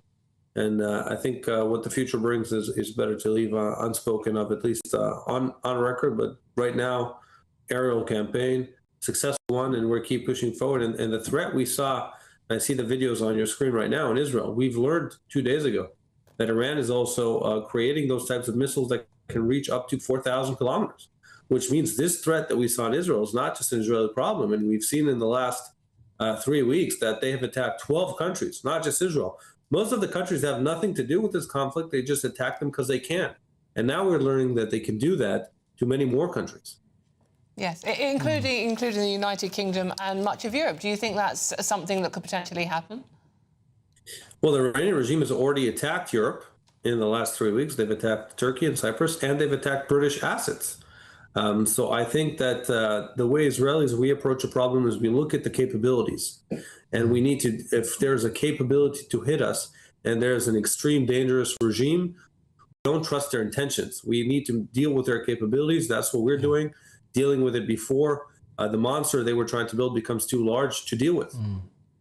Now, Donald Trump has set out 5 objectives in this war. Firstly, to destroy the missile capability of Iran, to destroy their defence industrial complex, to destroy their navy and air force, and to eliminate their nuclear capability or their ability to obtain nuclear capability, all the while protecting Middle East partners. Those are a lot of objectives, although they're a lot clearer now than they were 2 weeks ago. Can you envisage this war ending or a ceasefire being agreed before each and every single one of those objectives is achieved? Well, we've already, in all the categories you spoke about, Israel and the U.S. have had great achievements in all the categories. Now, leadership will have to decide between great and perfect and whatever's in between that, but we've already had great achievements in all the categories you spoke of. We went after their production capabilities hard. Right now, they're not producing anything as the war is going on right now. You know, usually in a time of war, a nation wants to produce as much as they can. They're not producing missiles right now because of Israeli-American operations. Their firepower has been, a lot of it destroyed, some of it is neutralized in temporarily manner, but they've been firing 10% to 10, 20% from what they were firing in the first days. We've been able to achieve a lot. We're keeping forward. The two armies are pushing forward to keep degrading their capabilities. And in due time, the leadership will decide between perfect to really, really great. And so just to press you quickly on that point, that you can envisage, therefore, this war ending without the total elimination of missile capability or the Iranian Navy or the Iranian Air Force? Well, we were talking, I can speak of our goals. We said to heavily degrade this threat and push it back an extremely significant amount of time. And I believe that when this operation is over, we'll be able to say we achieved that. Nana, just one very quick final question. We had a potential terror attack in London this morning where a Jewish charity ambulances were set fire to. We don't know who's responsible yet, but can I just have a quick reaction from you on that, please? Well, first of all, it's very sad. It's sad for Jews around the world to not feel safe. It shows why we need the state of Israel, for Jews to feel they have a safe place. And most of all, it's alarming because these people who are hooligans, who are dangerous people, it starts against the Jews, but it doesn't end there. It is a problem that every country that has this type of behavior needs to deal with. It breaks the heart to see it. Takes us back a lot of years in the way that Jews are being treated around the world. Personally, traveling to the UK is not something that seems safe anymore, and it's a very sad thing for Jews around the world, and specifically in the UK. And I sent my encouragement to the Jews in the UK right now. Well, Nadav Shoshani, Lieutenant Colonel of the IDF and indeed international spokesman for the IDF, thanks indeed for joining us. Thank you very much. I think it's actually shocking that somebody lives in Israel, which is under bombardment, feels safer there than they do in the UK. Nadav, thank you so much. OK, this is Good Afternoon Britain on GB News, and there is lots more coming up on today's show. Yes, Britain's top 10 takeaways have been revealed, and it's bad news for fish and chips, but we'll be revealing all of that after the break. But if you are in search of fish and chips somewhere hotter and sunnier, here's a forecast for those European destinations. Ready to soak up that holiday sunshine? Won't we need some cover? No worries. All sorted. All Clear Travel Insurance sponsors GB News Travel Destinations Forecast. Hello there. Heavy rain will continue across the Canaries over the next couple of days. Some fine weather across Spain and Portugal. Low pressure still across the Canaries, Madeira as well, seeing the risk of some rain. Sunny spells across Spain and Portugal, feeling pleasant. But low pressure also dominates parts of Italy and Greece. Outbreaks of heavy rain here on the cold side as well for the time of year. The rain across the Canaries will start to ease, particularly towards the end of the week. All Clear Travel Insurance sponsors GB News Travel Destinations Forecast. Breaking news, live updates, stories that matter. From the heart of the GB newsroom to every corner of Britain. With our team of dedicated journalists across the UK. GB News bulletins are there to deliver the latest news that matters to you. Bulletins on GB News, the People's Channel, Britain's news channel. Britain's newsroom. Weekday mornings from 9:30. Joining us now is the nuclear veteran Brian Untank and director and cinematographer Daniel Everett-Locke. Daniel, we're also joined by Alan Owen, who's, of course, the founder of Lab Rats International. Let's just get you to put this in perspective. You've done this film, you've met these men and women, these survivors who've had no compensation from wretched government after government. What are these people like? I mean, they're incredible. Honestly, I mean, Brian's a fantastic example of the strength and resilience of these men. One thing that kind of hit me making this documentary was how all of them have said the same thing, which they are the luckiest people alive. And Brian, you have survived, but not without difficulty. Tell us about some of the health problems that you've had as a result of testing these weapons. Have we got time? Well, a brief summary. I lost all my teeth at the age of 20. Gosh. Since then, I've had 98 skin cancers removed. I have bladder cancer. I have a very rare prostate cancer, among other things. Gosh. And I'm doing well. And you've had children and grandchildren? I've 4 of my children have had medical problems. 2 of my grandchildren have got medical problems. One of my youngest grandchildren at the time had a black melanoma growing on his head. My youngest granddaughter now has got chalk teeth, same as young Sasha from Steve Pearce, another of the descendants. GB News, the People's Channel. Britain deserves a newsroom that puts the facts and your voice first. Well, and that's what you get on GB News. Lively debates, lively conversation. And we're not afraid to hold power to account. And each other. So join me, Andrew Pierce. And me, Miriam Gates, for Britain's Newsroom, weekdays from 9:30 on GB News.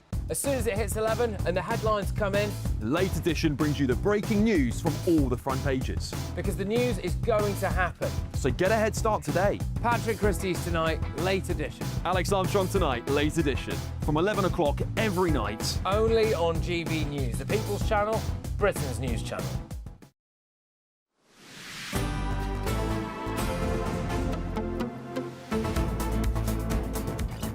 Good afternoon, Britain. It's just gone 10 to 2, and currently Donald Trump is speaking in Florida, providing an update on the Iran war. Let's listen in. It is called Save America. It's not the Save Act. But we added no transgender mutilization of our children and no men in women's sports. Elon Musk, if these talks go well and you reach I don't think he's going to be a newsmax. If these talks go well and you reach a ceasefire agreement with Iran, do you believe Israel would abide by that agreement?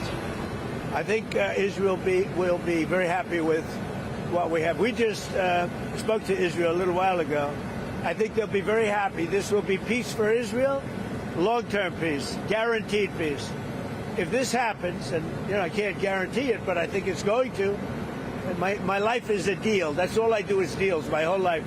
I think this is something that's going to happen. And why wouldn't it happen?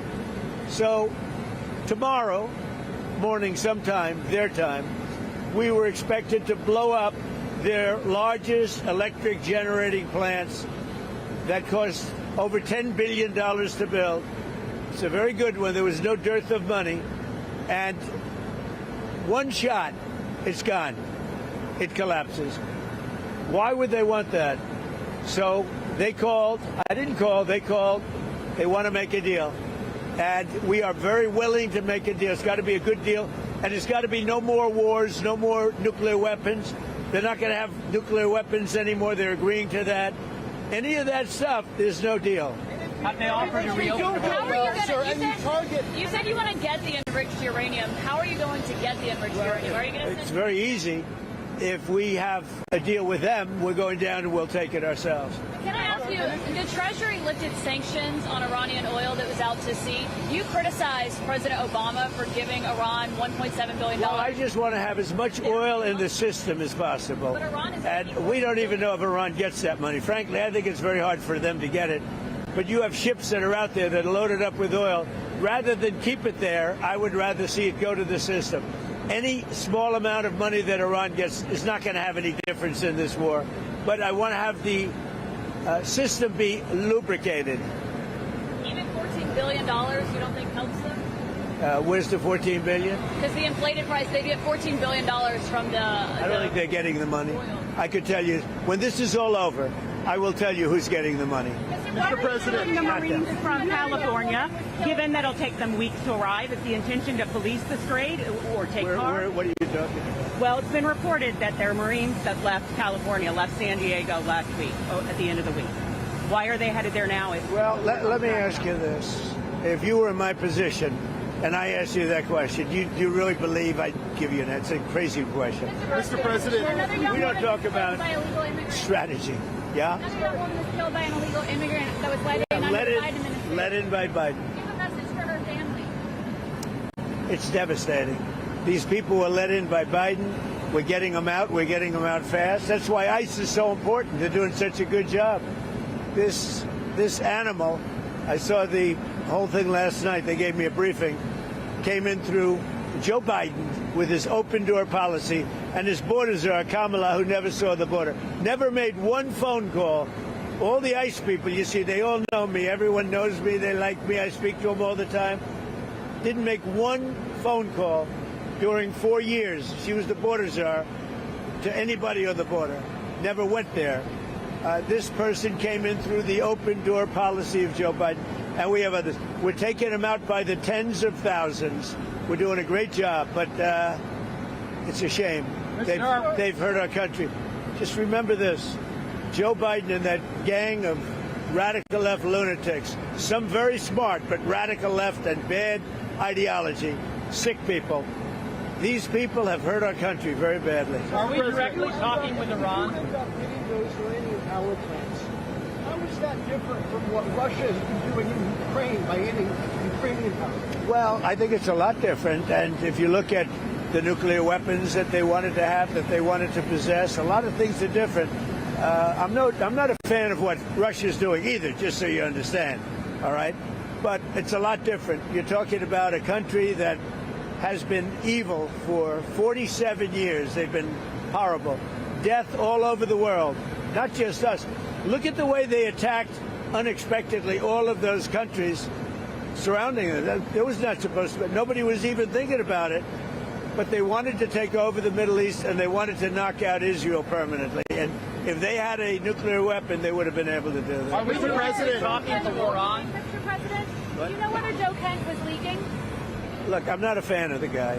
If you look at, and you never cover this, if you look at his truths or whatever he went on, if it's X or truth, if you look at his truths or his statements, he was all for everything. All of a sudden, he wasn't. He was a man that I met at Dover. He came and his wife was killed. He remarried fairly quickly. His wife was killed, and I felt badly for him. He ran for Congress, he lost. He ran for Congress again, and he lost. I said, you know, he's a guy, nice guy, seemed like a very nice guy. I met him. He was pretty heartbroken, but I said, you know, it's a shame. He ran for Congress twice. Call him up, give him a job in the White House. Smart. They gave him a job in the White House, and this is what he does to me.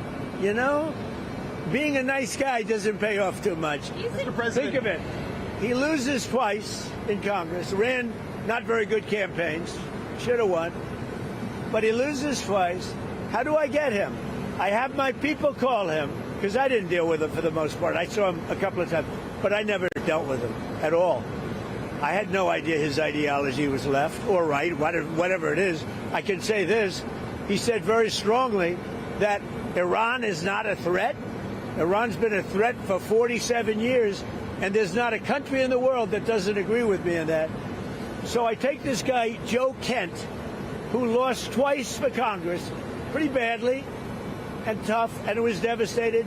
And I know that he lost his wife. So instead of letting him live out his life, I brilliantly have my people call him and offer him a job in security, essentially, in the White House.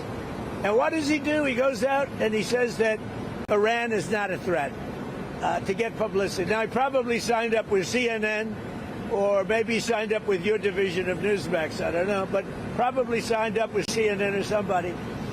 But if you look at his tweets, X's or truths, whatever he uses, I don't know because I don't follow him, what he said is 100% he agrees with me. All of a sudden he leaves. I never knew he had a problem. Now, I hear they're looking at him for leaking. That's possible. But just so you understand, just to put it to rest, he lost twice badly. He also lost his wife. He's remarried since. He lost his wife. I felt badly for him. So I told my people, reach out to him, give him a job at the White House. This is the thanks I get. Any other questions? Overall crime and said Iran was not an imminent threat, that's what the intelligence showed. I think it was an imminent threat. I think that Iran, if we didn't bomb them with the B-2 bombers, now that set them back, but if we didn't hit them with the B-2 bombers, they would have had a nuclear weapon within 2 weeks to a month. And if they had a nuclear weapon, they would have used it as soon as they got it. If you obliterated their nuclear sites last summer with your strikes, then how can you argue it was an imminent threat now? Oh, we hit them so hard, we obliterated them. But that doesn't mean with the right equipment, you can't dig down and go get it. We don't want that, and we won't have that. But we obliterated that site. They still haven't been able to get it. That was a complete success. But if it wasn't, they would have had, if we didn't hit them, if we didn't use the B-2 bombers, which are unbelievable. We just ordered 22 more of them, modern version, by the way, super modern version. If we didn't hit them with the B-2 bombers, they would have had, within 2 weeks of that attack, that's why we hit them, because we knew they would have had a nuclear weapon. They would have used it on Israel and the entire Middle East. Overall crime in Memphis is down 43% since you began this task force. Is this a template you think is well? working? What I'm doing today, really, this was a little bit before, set up a couple of weeks ago. This was before we had this situation with Iran take place last night. And by the way, they're just not communicating. When they say, I'm sure they don't mean that. When somebody says, oh, I didn't know you were talking, we were talking last night, and I'm sure they have a lack of communication, which is appropriate considering we blew up, in addition to their Navy, Air Force, every division, their radar. We also blew up all of their anti-aircraft and communication. So they have no telecommunications. So there is a lack of, I would imagine, a lack of coordination. If you're worried about the miscommunication. Well, we think all we can do is think, look, we have numerous leader groups. They've all been killed. Very dangerous position. Khomeini was killed. Khomeini's son is unavailable. Nobody knows what happened to him. I can say they haven't seen him there either. Something is going on with him. But regardless, I don't consider him really the leader. But they do have some leaders left because we blew up group number 1, group number 2, a lot of group number 3. But we think we have people that are very representative of the country and will do a good job in representing. Elon Musk has offered to pay TSA workers during this DHS shutdown. Is this something that you've been speaking to him about? Yeah, I'd love it. I think it's great. Let him do that. And I want to thank ICE because they stepped in so strongly. They'll do great. And if that's not enough, I'll bring in the National Guard. We're not going to have the Democrats destroy our country. These people are the most destructive, sick people, the Democrats. They want, and they're fighting for this. They're fighting for men and women's sports. They're fighting for transgender for everybody. Everybody go out, get your kid a nice operation, and change the sex of your kid. They're fighting for, think of it. They don't want you to do voter ID. You walk into a booth. In California, if a person who's doing voting, an official, asks you for identification, they're subject to being arrested. What's wrong with this country? So we're fighting it hard. And I think they should, because the Democrats are being blamed for the shutdown, and it's their fault. and they're getting killed. That's why when I announced yesterday about ICE, the Democrats called. We want to settle. We want to settle. And I told the people, don't settle. Don't settle. Because we have something bigger. Only settle if you get the Save America Act, voter ID, and so important, proof of citizenship, etc. Thank you very much. Whose idea was that to put ICE in the airport? We're dealing really... Whose idea was it? Mine. That was mine. And can I ask you, That was like the paperclip. You know the story of the paperclip? 182 years ago, a man discovered the paperclip. It was so simple. And everybody that looked at it say, why didn't I think of that? ICE was my idea. I called, first person I called was Tom Homan. I said, what do you think? He said, I think it's great. Then I saw today there was some masks on. I didn't think the masks were appropriate. I put out a statement and I asked them, would it be possible to take off the mask? Because they should wear a mask when they're dealing with the murderers and the thugs let into our country. You said there's many points of agreement with Iran right now. Many. What, can you give us a few Many, of those? like 15 points. 15 points. Iran has said yes. Well, they're not going to have a nuclear weapon. That's number one. That's number 1, 2, and 3. They will never have a nuclear weapon. Said yes to that? They've agreed to that. Will we see illegal migrant arrests at airports, sir? Arrests? Will we see ICE arresting illegal migrants at airports? Yeah, that's why the Democrats are going crazy, because they've allowed, by what they did, and hold up, we put ICE, who are a very high level, I mean, they really are a high level group of people, and they love it because they're able to now arrest illegals as they come into the country.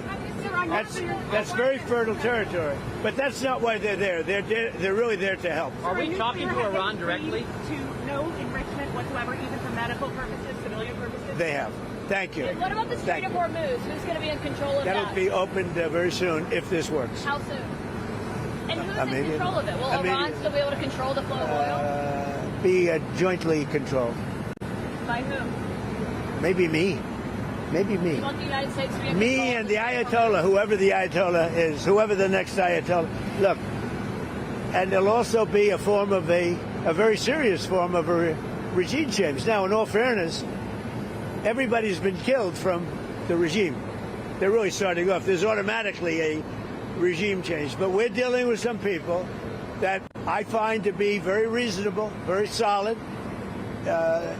The people within know who they are. They're very respected. And maybe one of them will be exactly what we're looking for. Look at Venezuela, how well that's working out. We are doing so well in Venezuela with oil and with the relationship between the president-elect and us. Well, we've been listening there to Donald Trump speaking on the tarmac in Florida, speaking about the details of his conversations with senior Iranian figures. The president said that it was Iran who reached out to the White House rather than vice versa, and that these talks are advancing. It's quite astonishing, some of the things that's come out there. He said he's not talking to the Ayatollah. He's talking to the man who I believe is the most respected and the de facto leader, but he doesn't name who he's actually speaking to, but it's not Khamenei, for sure. We are doing a 5-day period. We'll see how that goes, and if it goes well, we're going to end up with settling this. Otherwise, we'll just keep bombing. Talking about jointly controlling the Strait of Hormuz, which is interesting, and also a regime change, but obviously the details are thin on the ground at the moment. And crucially, he was talking about a regime change by default. Those are the words that he used, about the idea that those at the top of the previous regime were all taken out, were all dead, and therefore whatever comes next is in effect a change of regime, even if it's not a change in the system of government. Using the Venezuela example, where they took the head away but let the deputy step up, which didn't go down that well with the population of Venezuela. They wanted the whole regime changed. That's true, and yet Donald Trump saying that he's speaking to senior, respected people within the Iranian regime, people with whom he believes he can do business and jointly control the Strait of Hormuz. So could there be some sort of compliant puppet leader waiting in the wings that Donald Trump believes he can install. It does make you wonder, doesn't it? And then, of course, he says that he'd spoken to his counterparts in Israel who are on board with this. But we have spoken to the IDF ourselves this morning and it was all a bit vague exactly how on board with it they were. Well, they seem to think that there was much more to do, but here's the ultimate thing. This is the most important thing that we've seen over the course of the last 20 minutes or so of the president speaking. He wants to signal that he's in for a deal now. This is a massive, massive step change from war to jaw. Suddenly now we have a president who wants to signal not just to his domestic political base, but frankly to international markets that a deal will be done, that strait will be reopened and that oil prices will come down. Now, will the markets believe him? I think there's some question mark over that. Well, indeed, and many European countries are already saying how grateful they are. Friedrich Merz in Germany has said that Donald Trump has postponed the strikes, and we are grateful that that is the case, that he's postponed for another 5 days, and opening the possibility for immediate and direct contact with the Iranian leadership. The thing is, Tom, as we keep talking on this programme and on GB News in particular, we're talking to many Iranians in the United Kingdom who have family out there. Yeah. They don't want any of this regime left. No. It's a regime that has killed thousands of ordinary, innocent civilian Iranians, including many, many youngsters. We had that 19-year-old wrestler who was an athlete who was hung for nothing more than wanting freedom. It's a despicable regime, and yet it turns out regime change is blooming hard. I mean, you'd think that this was a lesson that we learnt in Afghanistan and in Iraq. I mean, across the Middle East, attempts at changing regimes have been littered with partial success or total failure. Indeed. It's a mess. Well, let us know what you think. gbnews.com/your say. Have your say on this. What do you make of Donald Trump's U-turn? I mean, just 24 hours ago, he was talking about that deadline where he was going to start bombing the power plant. That's gone. Now it's 5 days of talks. Yeah, interesting stuff. Let's return to this country now, though, because the Prime Minister has met with Jewish leaders after 4 ambulances were set alight in an anti-Semitic hate crime and potential terror attack in North London. Yeah, counter-terror police are now leading the investigation, although it's not been declared as terrorism, after an online group claimed responsibility for the attack. Well, our Home and Security editor, Mark White, joins us from the scene. Mark, what more can you tell us? Well, people here are still absorbing the enormity of the ferocious fire that took place at that volunteer ambulance depot. It's actually in the car park of the local synagogue here. And a great deal of shock and understandable anger and also anxiety at what has happened in the midst of this community. We can speak to Caroline Levy, who is one of the local residents, who was literally woken out of her bed by the sound of what was going on here. Just explain to us, Caroline, what happened. So I was asleep, 1:45 this morning. I heard a bang. There's quite a lot of accidents happen along here, so I wasn't tuning in, but then car alarms went off. I went back to sleep, and then at 1:58, because I looked at my clock, there was another bang, very large explosion, and more things, and then I saw blue lights coming in. So quickly got dressed, and I came out to see, and then I said what had happened, and the fire brigade were already here, thank God, and they told me that one of the Hatzalah ambulances had blown up, which I couldn't quite believe. And then whilst I was here, 2 more went off, one which I was standing not 50 metres away, and it went off in front of me. How loud was that blast? It was really loud. I actually can still hear the ringing, and that's when I ran home, because I thought this is too serious, and it's devastating for our community. We don't care race, religion, colour. We help everybody. Hatzalah, the irony is Hatzalah will help anybody if they get called, and if they help people. We've had crashes here.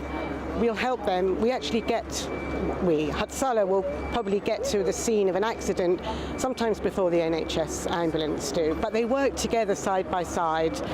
And to see this this act of terrorism, and to me it's terrorism because I was terrified, and it is bringing terror to our community. And to see this now, and I've lived here over 60 years, it's devastating. And I understand your sister was caught up in the October 7th terrorist attacks. I guess the very last thing you would expect to see is this kind of sort of terror on your own doorstep. Yeah, I've been worrying about my sister since October the 7th, when she had terrorists outside her house killing people on her kibbutz.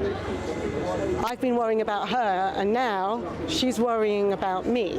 So it's very weird. I mean, this is not the same terrorism. I mean, yes, it is the same terrorism that Israel are experiencing, and we now we know how the Israelis are now feeling, because what we've been through, what we went through last night, and I got woken up at 1:15 this morning, 1:45 this morning. It's now 2:15, and I haven't slept at all. I can't. Every time I close my eyes, I hear that bang. I've heard all four of them, And have you experienced yourself an increase in anti-Semitic hate crime here in this part of North London? Honestly, once. That was on a couple of days after the 7th of October, and the bridge further down there was Free Palestine painted, but that was it. Free Palestine, sticks and stones. But to see such devastation... You felt relatively safe? Yes, I have felt relatively safe.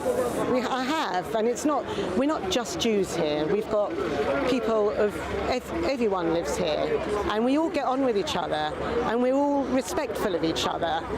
But to see this, yes, I've never seen Golders Green like this, ever. And to target as well a volunteer ambulance service that does such incredible work for the charity must be so, I would imagine, terribly upsetting. It's very upsetting. And if those three fellas who went, or they were three people who we saw in the CCTV, and if they had been in an accident here, Hatzalah would have helped them, no matter. So to attack someone who helps other people is wrong. It's just wrong. Thank you. Caroline Levy, thank you very much for talking to us live on GB News. There you heard it from one of the neighbours here, woken from her sleep by the sound of not one but two explosions, then came out here only to witness the other two explosions, the sounds of which were so loud, Caroline there saying she's still hearing it ringing in her ear today, and understandably very sort of concerned about what unfolded in the early hours of this morning. Mark, you've done some amazing interviews today, incredibly moving. Thank you so much for that. You've spoken to Dame Priti Patel, Shadow Foreign Secretary, Health Secretary Wes Streeting, Shadow Home Secretary Chris Philp. Is there any sign of the Mayor of London yet? Yeah, no sign of the Mayor of London, no. There has been a written statement that was issued by Sadiq Khan, and indeed we've had mayoral candidate from the Reform Party, Leila Cunningham, was here earlier, and I interviewed her. And we've had politicians right across the board, Conservatives, Reform. In fact, obviously we've had Wes Streeting, but not the Mayor of London. Not as yet, anyway. Maybe he's watching. Maybe he'll come up now. It'd be nice, wouldn't it? I mean, the clue's in the title, Mayor of London. This happens to be an attack in London. Mark White, for now, thank you so much. Sterling job there on the ground for us. Can I just read this one message out? Because I think this is so important. This message from Kim. Links there. She goes, Kim, when I lived in New York, I came upon an unconscious man in Riverside Park one morning. I called 911, was told it would be 30 minutes before the regular ambulance came. I called Hatzalah, and they were there in 5 minutes. They saved his life. He wasn't Jewish. They are critical and amazing. Many stories coming in about how it doesn't matter about your faith. Yeah. These charity ambulances and the charity medics planning them would come and save your life. Absolutely. Well, let's speak now to the Chief Executive of the Anti-Semitism Policy Trust, Danny Stone. Danny, it must be a very, very concerning time for Jewish people in Britain. What can you tell us about it? Yeah, you're quite right. Look, it's a tiny community with 300,000 odd Jews in the UK. And for every incident, there's a ripple effect. And for incidents like this that are across the national media, or like Heaton Park, the terror attack in Heaton Park in Manchester, it has a profound effect. People are concerned, they're anxious. We know from the data that people are questioning their future in the UK. So it is profoundly worrying. I suppose my message is one of reassurance, is one of vigilance. That's what people need to be, is vigilant, to look out for suspicious behaviours and report them to the CST, the Community Security Trust, or indeed to the police if they suspect criminality. But happily, as you heard, cross-party, there have been politicians speaking out, and now we need to see the action. Danny, I mean, with all due respect, they are speaking out. We are standing shoulder to shoulder. We are all the Jewish community today. Of course, we all agree with those sentiments, but week in, week out, we have seen marches on the streets of London with blatant anti-Semitic banners and chanting. Just this weekend, there was someone marching along with a swastika. Surely something should have been done before now. You're right. It should have been. There's no excuses. We were calling this out right at the beginning. We challenged the organisers, challenged the police, challenged politicians. And sometimes it has felt that anti-Semitism is considered some kind of lesser racism or lesser problem. And that is unacceptable. There is no equivocating about it or anything else. That is the case. It needs to be dealt with. So we've seen a social cohesion action plan from government. It needs to be implemented, and implemented now. The police have said they're going to crack down on, for example, calls to globalise the Intifada. So let's see that.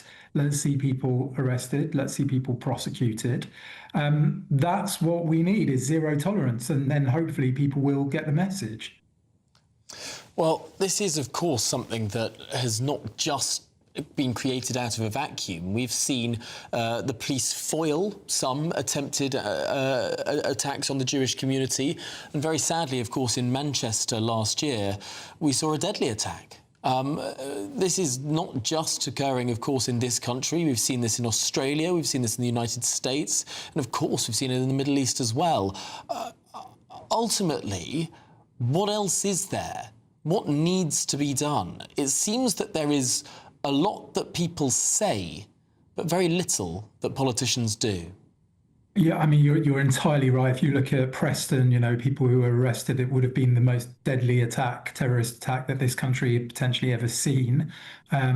We've seen in Belgium and Holland attacks that mirror, certainly in the way they were carried out, the one that we saw last night or early this morning. And I do have concerns that this might be state-linked, that it may be Iranian-backed. And that is a significant concern. So we need to see the security services doing all they can to investigate those threats. It took far too long to move on prescription of the IRGC.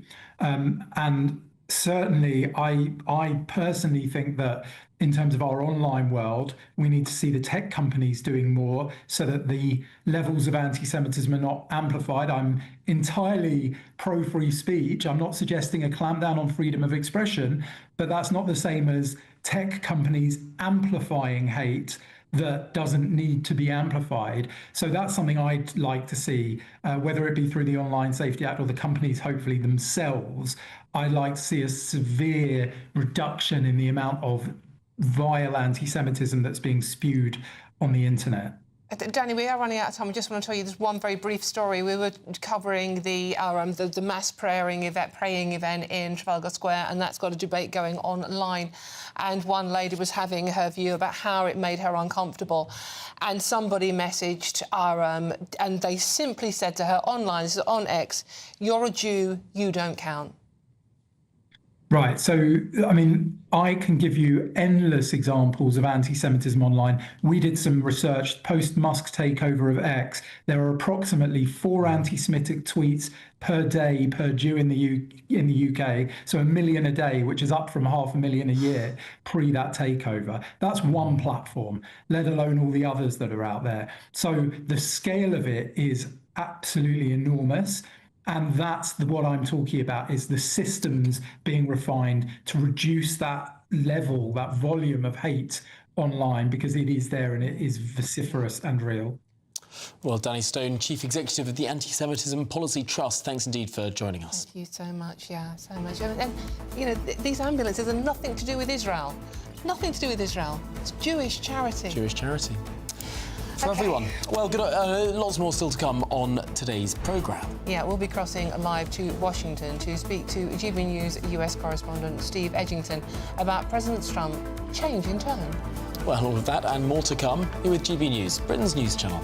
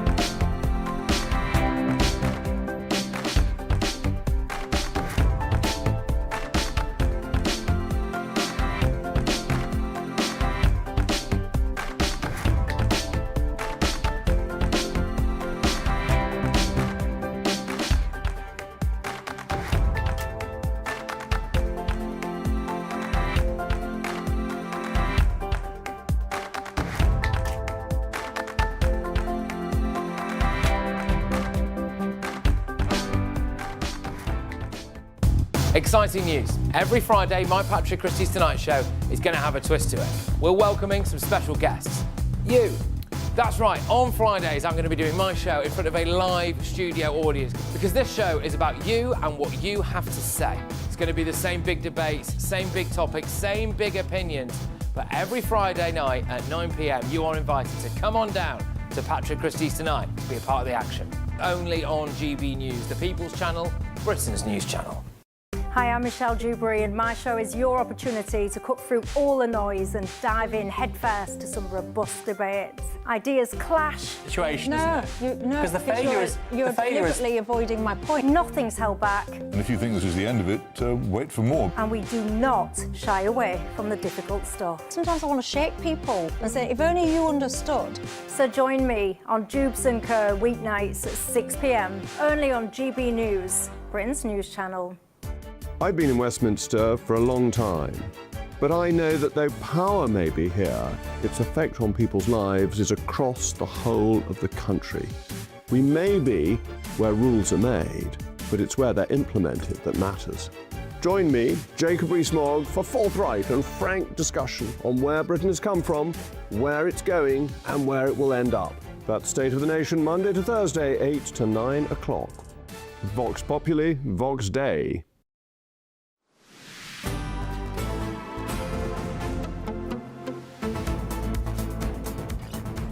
Good afternoon, Britain. It's 26 minutes past 2 and a significant change of tone from the President of the United States.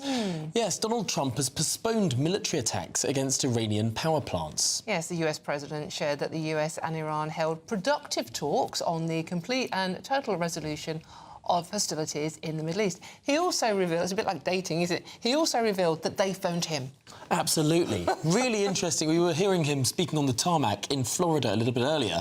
But let's get more from Washington, D.C. now with our US correspondent Steve Edgington. Steve, there has been, of course, a big difference of opinion in the MAGA movement over the rights or wrongs of action in the Middle East. It does seem that the president has started to shift. That's right. This has been a very controversial war from the very beginning. If you look at opinion polls and compare this to previous wars in the United States, public support of the war is historically low. Around 41% of the public came into this supporting this war and compare that to the wars after 9/11 in Iraq and Afghanistan, where you had public support in the 80s or 90%. So President Trump looks or appears to be backing down finally. So on Saturday, he issued this threat, gave Iran 48 hours to reopen the Strait of Hormuz, where 20% of the world's oil supply goes through. Unless they opened the Strait of Hormuz, he said that he would be bombing Iran's power plants. Now today, he has essentially backed down from that threat and given them another 5 days, delaying this supposed action against Iran's infrastructure, energy infrastructure. And he said that he has held productive talks with a senior member of the Iranian government. He won't tell reporters who that is. Iranian sources, on the other hand, have said that President Trump hasn't held talks with them and that they are not interested, essentially, in holding these negotiations.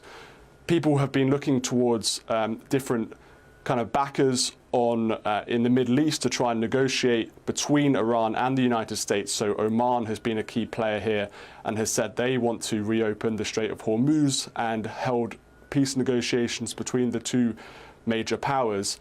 However, as you say, there is massive, massive pressure on President Trump to end the war, particularly when you look at US stock prices and oil prices around the world. The stock markets have reacted positively to Trump's news of talking about negotiating peace. Meanwhile, oil prices have also collapsed since their peak, $114 a barrel last Monday. So it looks like President Trump is moving towards peace. All the pressure is on him to do so. And as you say, internally in the Republican Party, a lot of Republicans are saying, well, actually, President Trump, you were elected on a manifesto, on a promise to not enact these wars in the Middle East, to have peace, to not go into these forever wars as George W. Bush and previous presidents have done. And it appears to many Republicans that he has broken that pledge. Now, he still has the main support of the so-called MAGA base, but a lot of independents are looking at this and other Republicans and are very worried about oil prices, are worried about the price of gas here in the United States.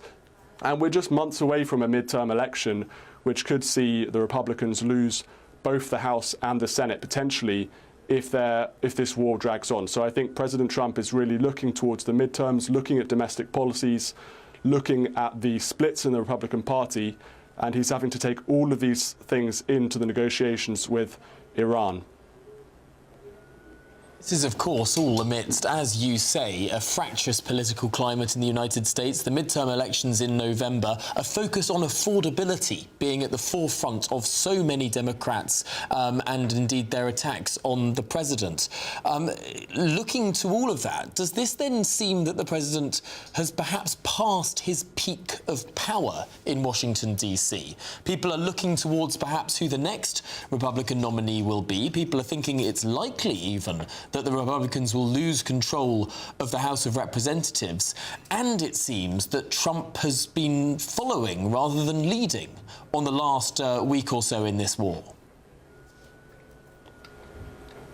You're right. I think the massive expectation here is that Donald Trump will lose and the Republicans will lose the House of Representatives and potentially even the Senate if things continue to go as they are. They already have a very, very slim majority in that lower house. And what that could mean is potential impeachment proceedings against the president, tying up the Republicans in endless congressional investigations, as you saw in the first term. So this could really stymie President Trump's agenda and the MAGA agenda over the last 2 years of his presidency. People are looking to potential successors to President Trump. Obviously, Marco Rubio, the Secretary of State, has become the kind of front runner after J.D. Vance, who was previously the front runner. J.D. Vance has taken a massive hit, I think, in recent months because of what's happening in Israel and the Middle East.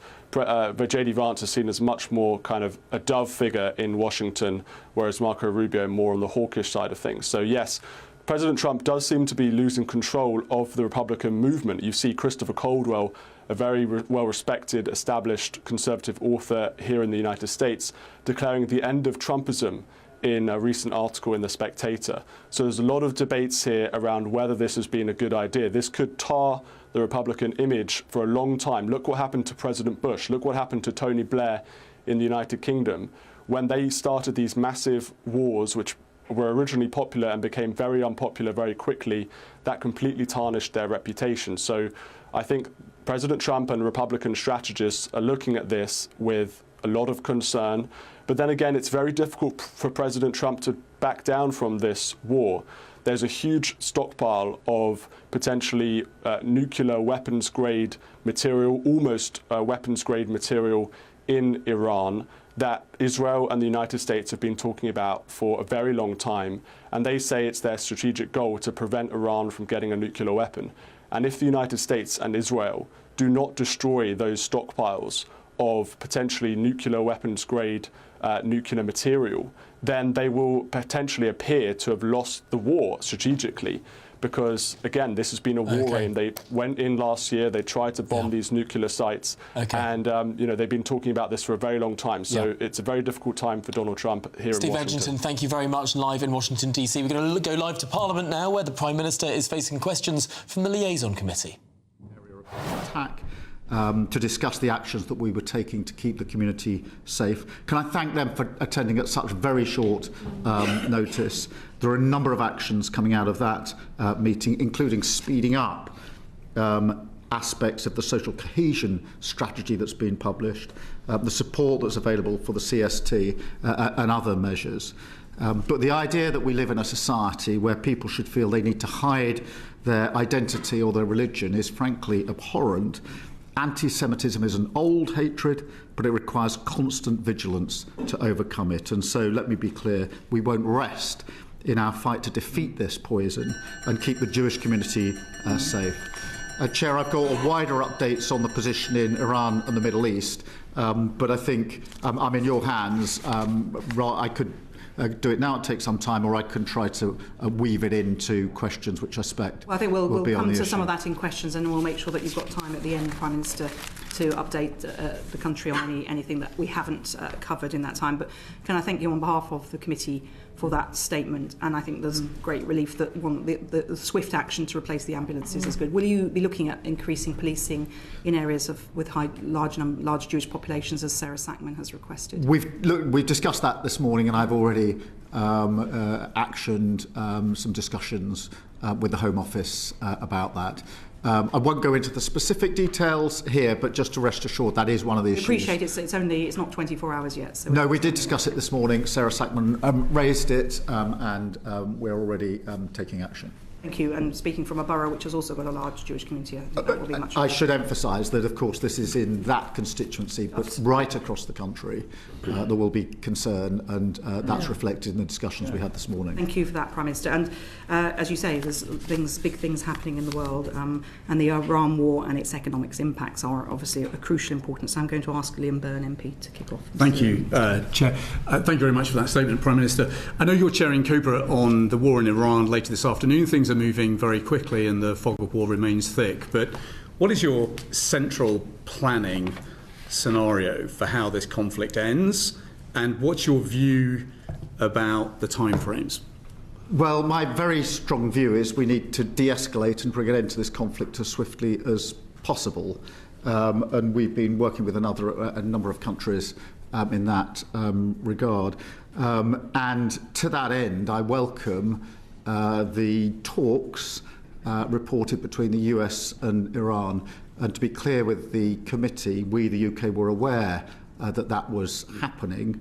And the immediate priority has to be a swift resolution of the conflict and delivering a negotiated agreement which puts tough conditions on Iran, particularly in relation to nuclear weapons. So that's the sort of number one priority. Obviously, there's no certainty in this, and that's why, in addition to the usual issues at COBRA meetings, which are often military, diplomatic, consular, we're holding a COBRA this afternoon on the economic impact, because my strong sense is that most people are very anxious and concerned at what they see on their television screens in terms of the conflict and the fear of escalation.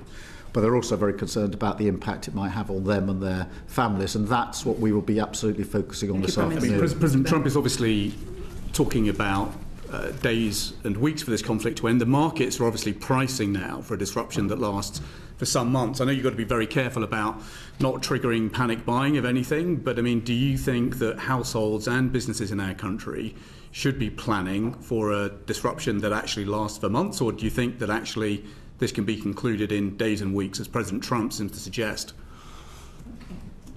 Hard to answer that question if I'm honest about it. I think all of our focus and energy has to be in the swift de-escalation, but we've got to plan on the basis that it could go on for some time, and that's the way in which we'll plan this afternoon.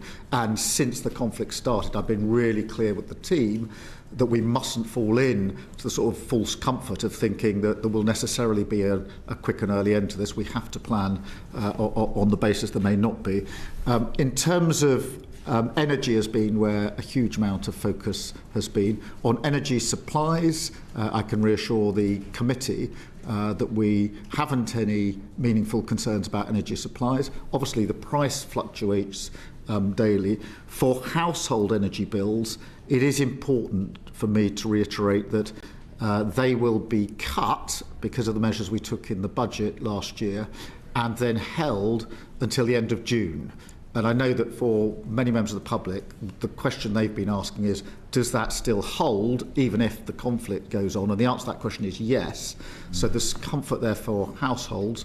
Obviously, fuel duty is held until September.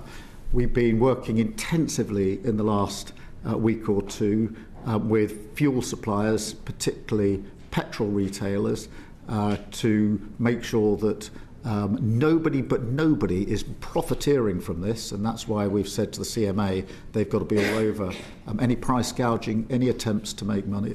And we've taken measures in relation to households that use oil for their heating, which is predominantly rural communities and quite extensively in places like Northern Ireland, where 68% heat their households by oil. They're the immediate measures. This afternoon we will be looking at a wider set of measures for the economy and specific sectors within the economy, and the Chancellor will then make a statement to the House tomorrow. So we'll have COBRA later on, which I will chair, and then the Chancellor will come to Parliament tomorrow to announce the outcome of the COBRA meeting so that there can then be questions in Parliament in relation to that. Thank you. Bill Esserton, MP. Yeah, thank you, Chair. Thank you for that explanation, Prime Minister.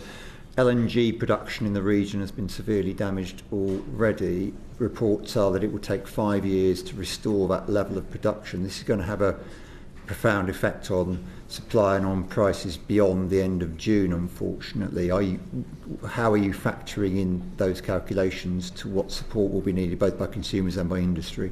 Well, we're looking at what support can be put in. Obviously, that's subject to further discussion, not least at the COBRA this afternoon.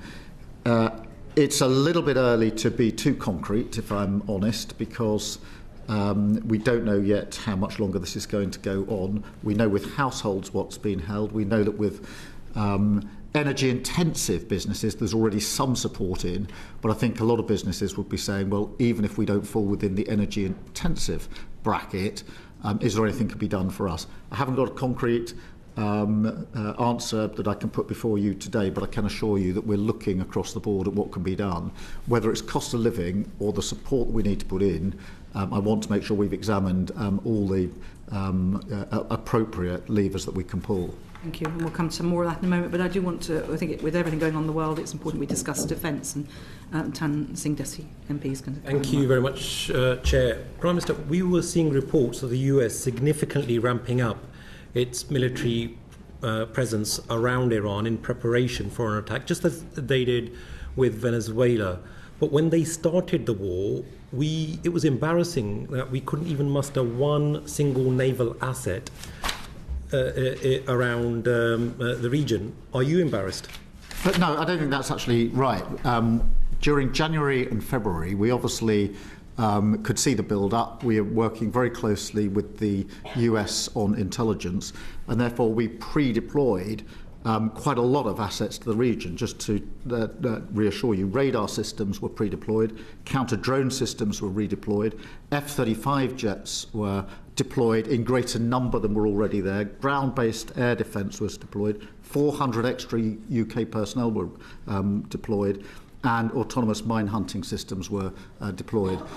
So far as HMS Dragon is concerned, it normally takes 6 weeks for the loading onto and deployment of the relevant capability onto the Dragon. That was done within 6 days, with 22-hour working days, both with our service personnel and civilian personnel working together. But there was a lot of pre-deployment. I'm aware of that, but with all due respect, that's one naval asset. I think if we look at the wider scene, more than £500 million worth of submarine maintenance has had to be postponed because of the lack of a dry dock facility.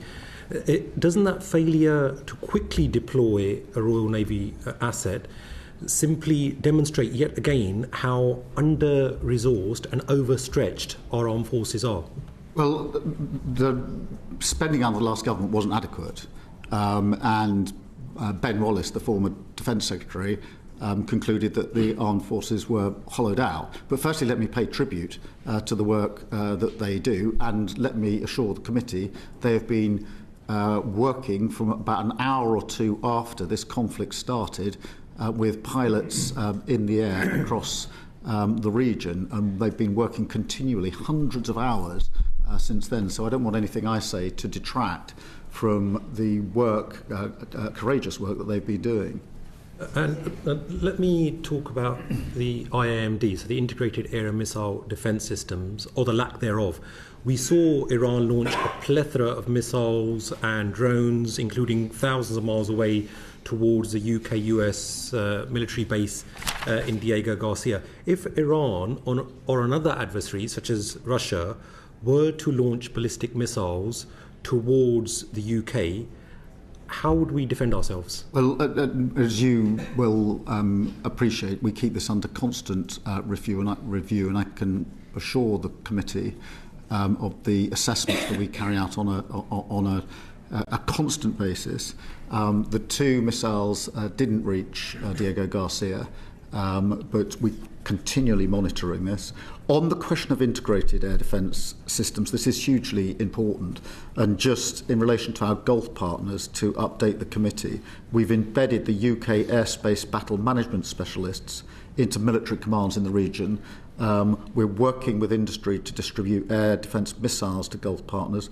We're deploying short-range air defence systems to Bahrain at speed. This was an issue that came up as a matter of some urgency over the course of this weekend. And we're doing the same with Kuwait and Saudi Arabia. It's good what we're doing with allies, but I think the British public will rightly be concerned about our own safety, because forget a Golden Dome or a Platinum Dome or any other dome, we have not made any such investments in our own defence. And would you not agree that the public will be concerned about the ability of Russia or another adversary to launch ballistic missiles, and we have no way of defending ourselves? Yeah, we constantly assess this, and we do have very effective ways of defending ourselves, and I don't want to raise levels of public anxiety. They're anxious about what they're already seeing on their television screens. They're anxious about the impact it will have on them, particularly economically, in their households. And I don't want to raise their levels of anxiety. I can tell you our military personnel, our security and intelligence services are working literally 24/7 to keep us safe and doing a very good job we all in pay that tribute regard. to their bravery. Prime Minister, when finally is the fabled defence investment plan going to be published? Have you got a date for us? Well, we're working hard to finalise it. I know from the work your committee does, you'll be aware this has been the first zero-based review that has ever been undertaken, so it's a huge amount of work. We're finalising it. We've absolutely got to get it right, and I want to ensure that anything relevant from this conflict is included within it, but we're finalising it. I can't give you a date, but I can tell you we're finalising it. Let me finally go on to defence spending then, if I may. I was at the Munich Security Conference last month when you intimated that you recognise the level of threats that we face and the urgency to build up our hard power, because that is, as in your words, the currency of the day.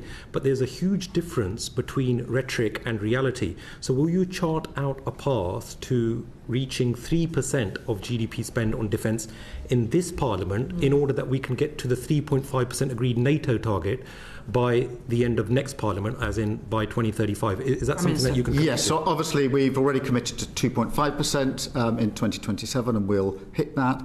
That means that in this Parliament we'll spend £270 billion more than we would otherwise have done on defence. We have made that commitment to 3% in the next Parliament and to 5% by 2035, which is made up in the way that was agreed at the NATO summit. That means what I said at the Munich conference is that clearly we're going to have to go further and faster, and obviously I'll set out what I mean by that in due course.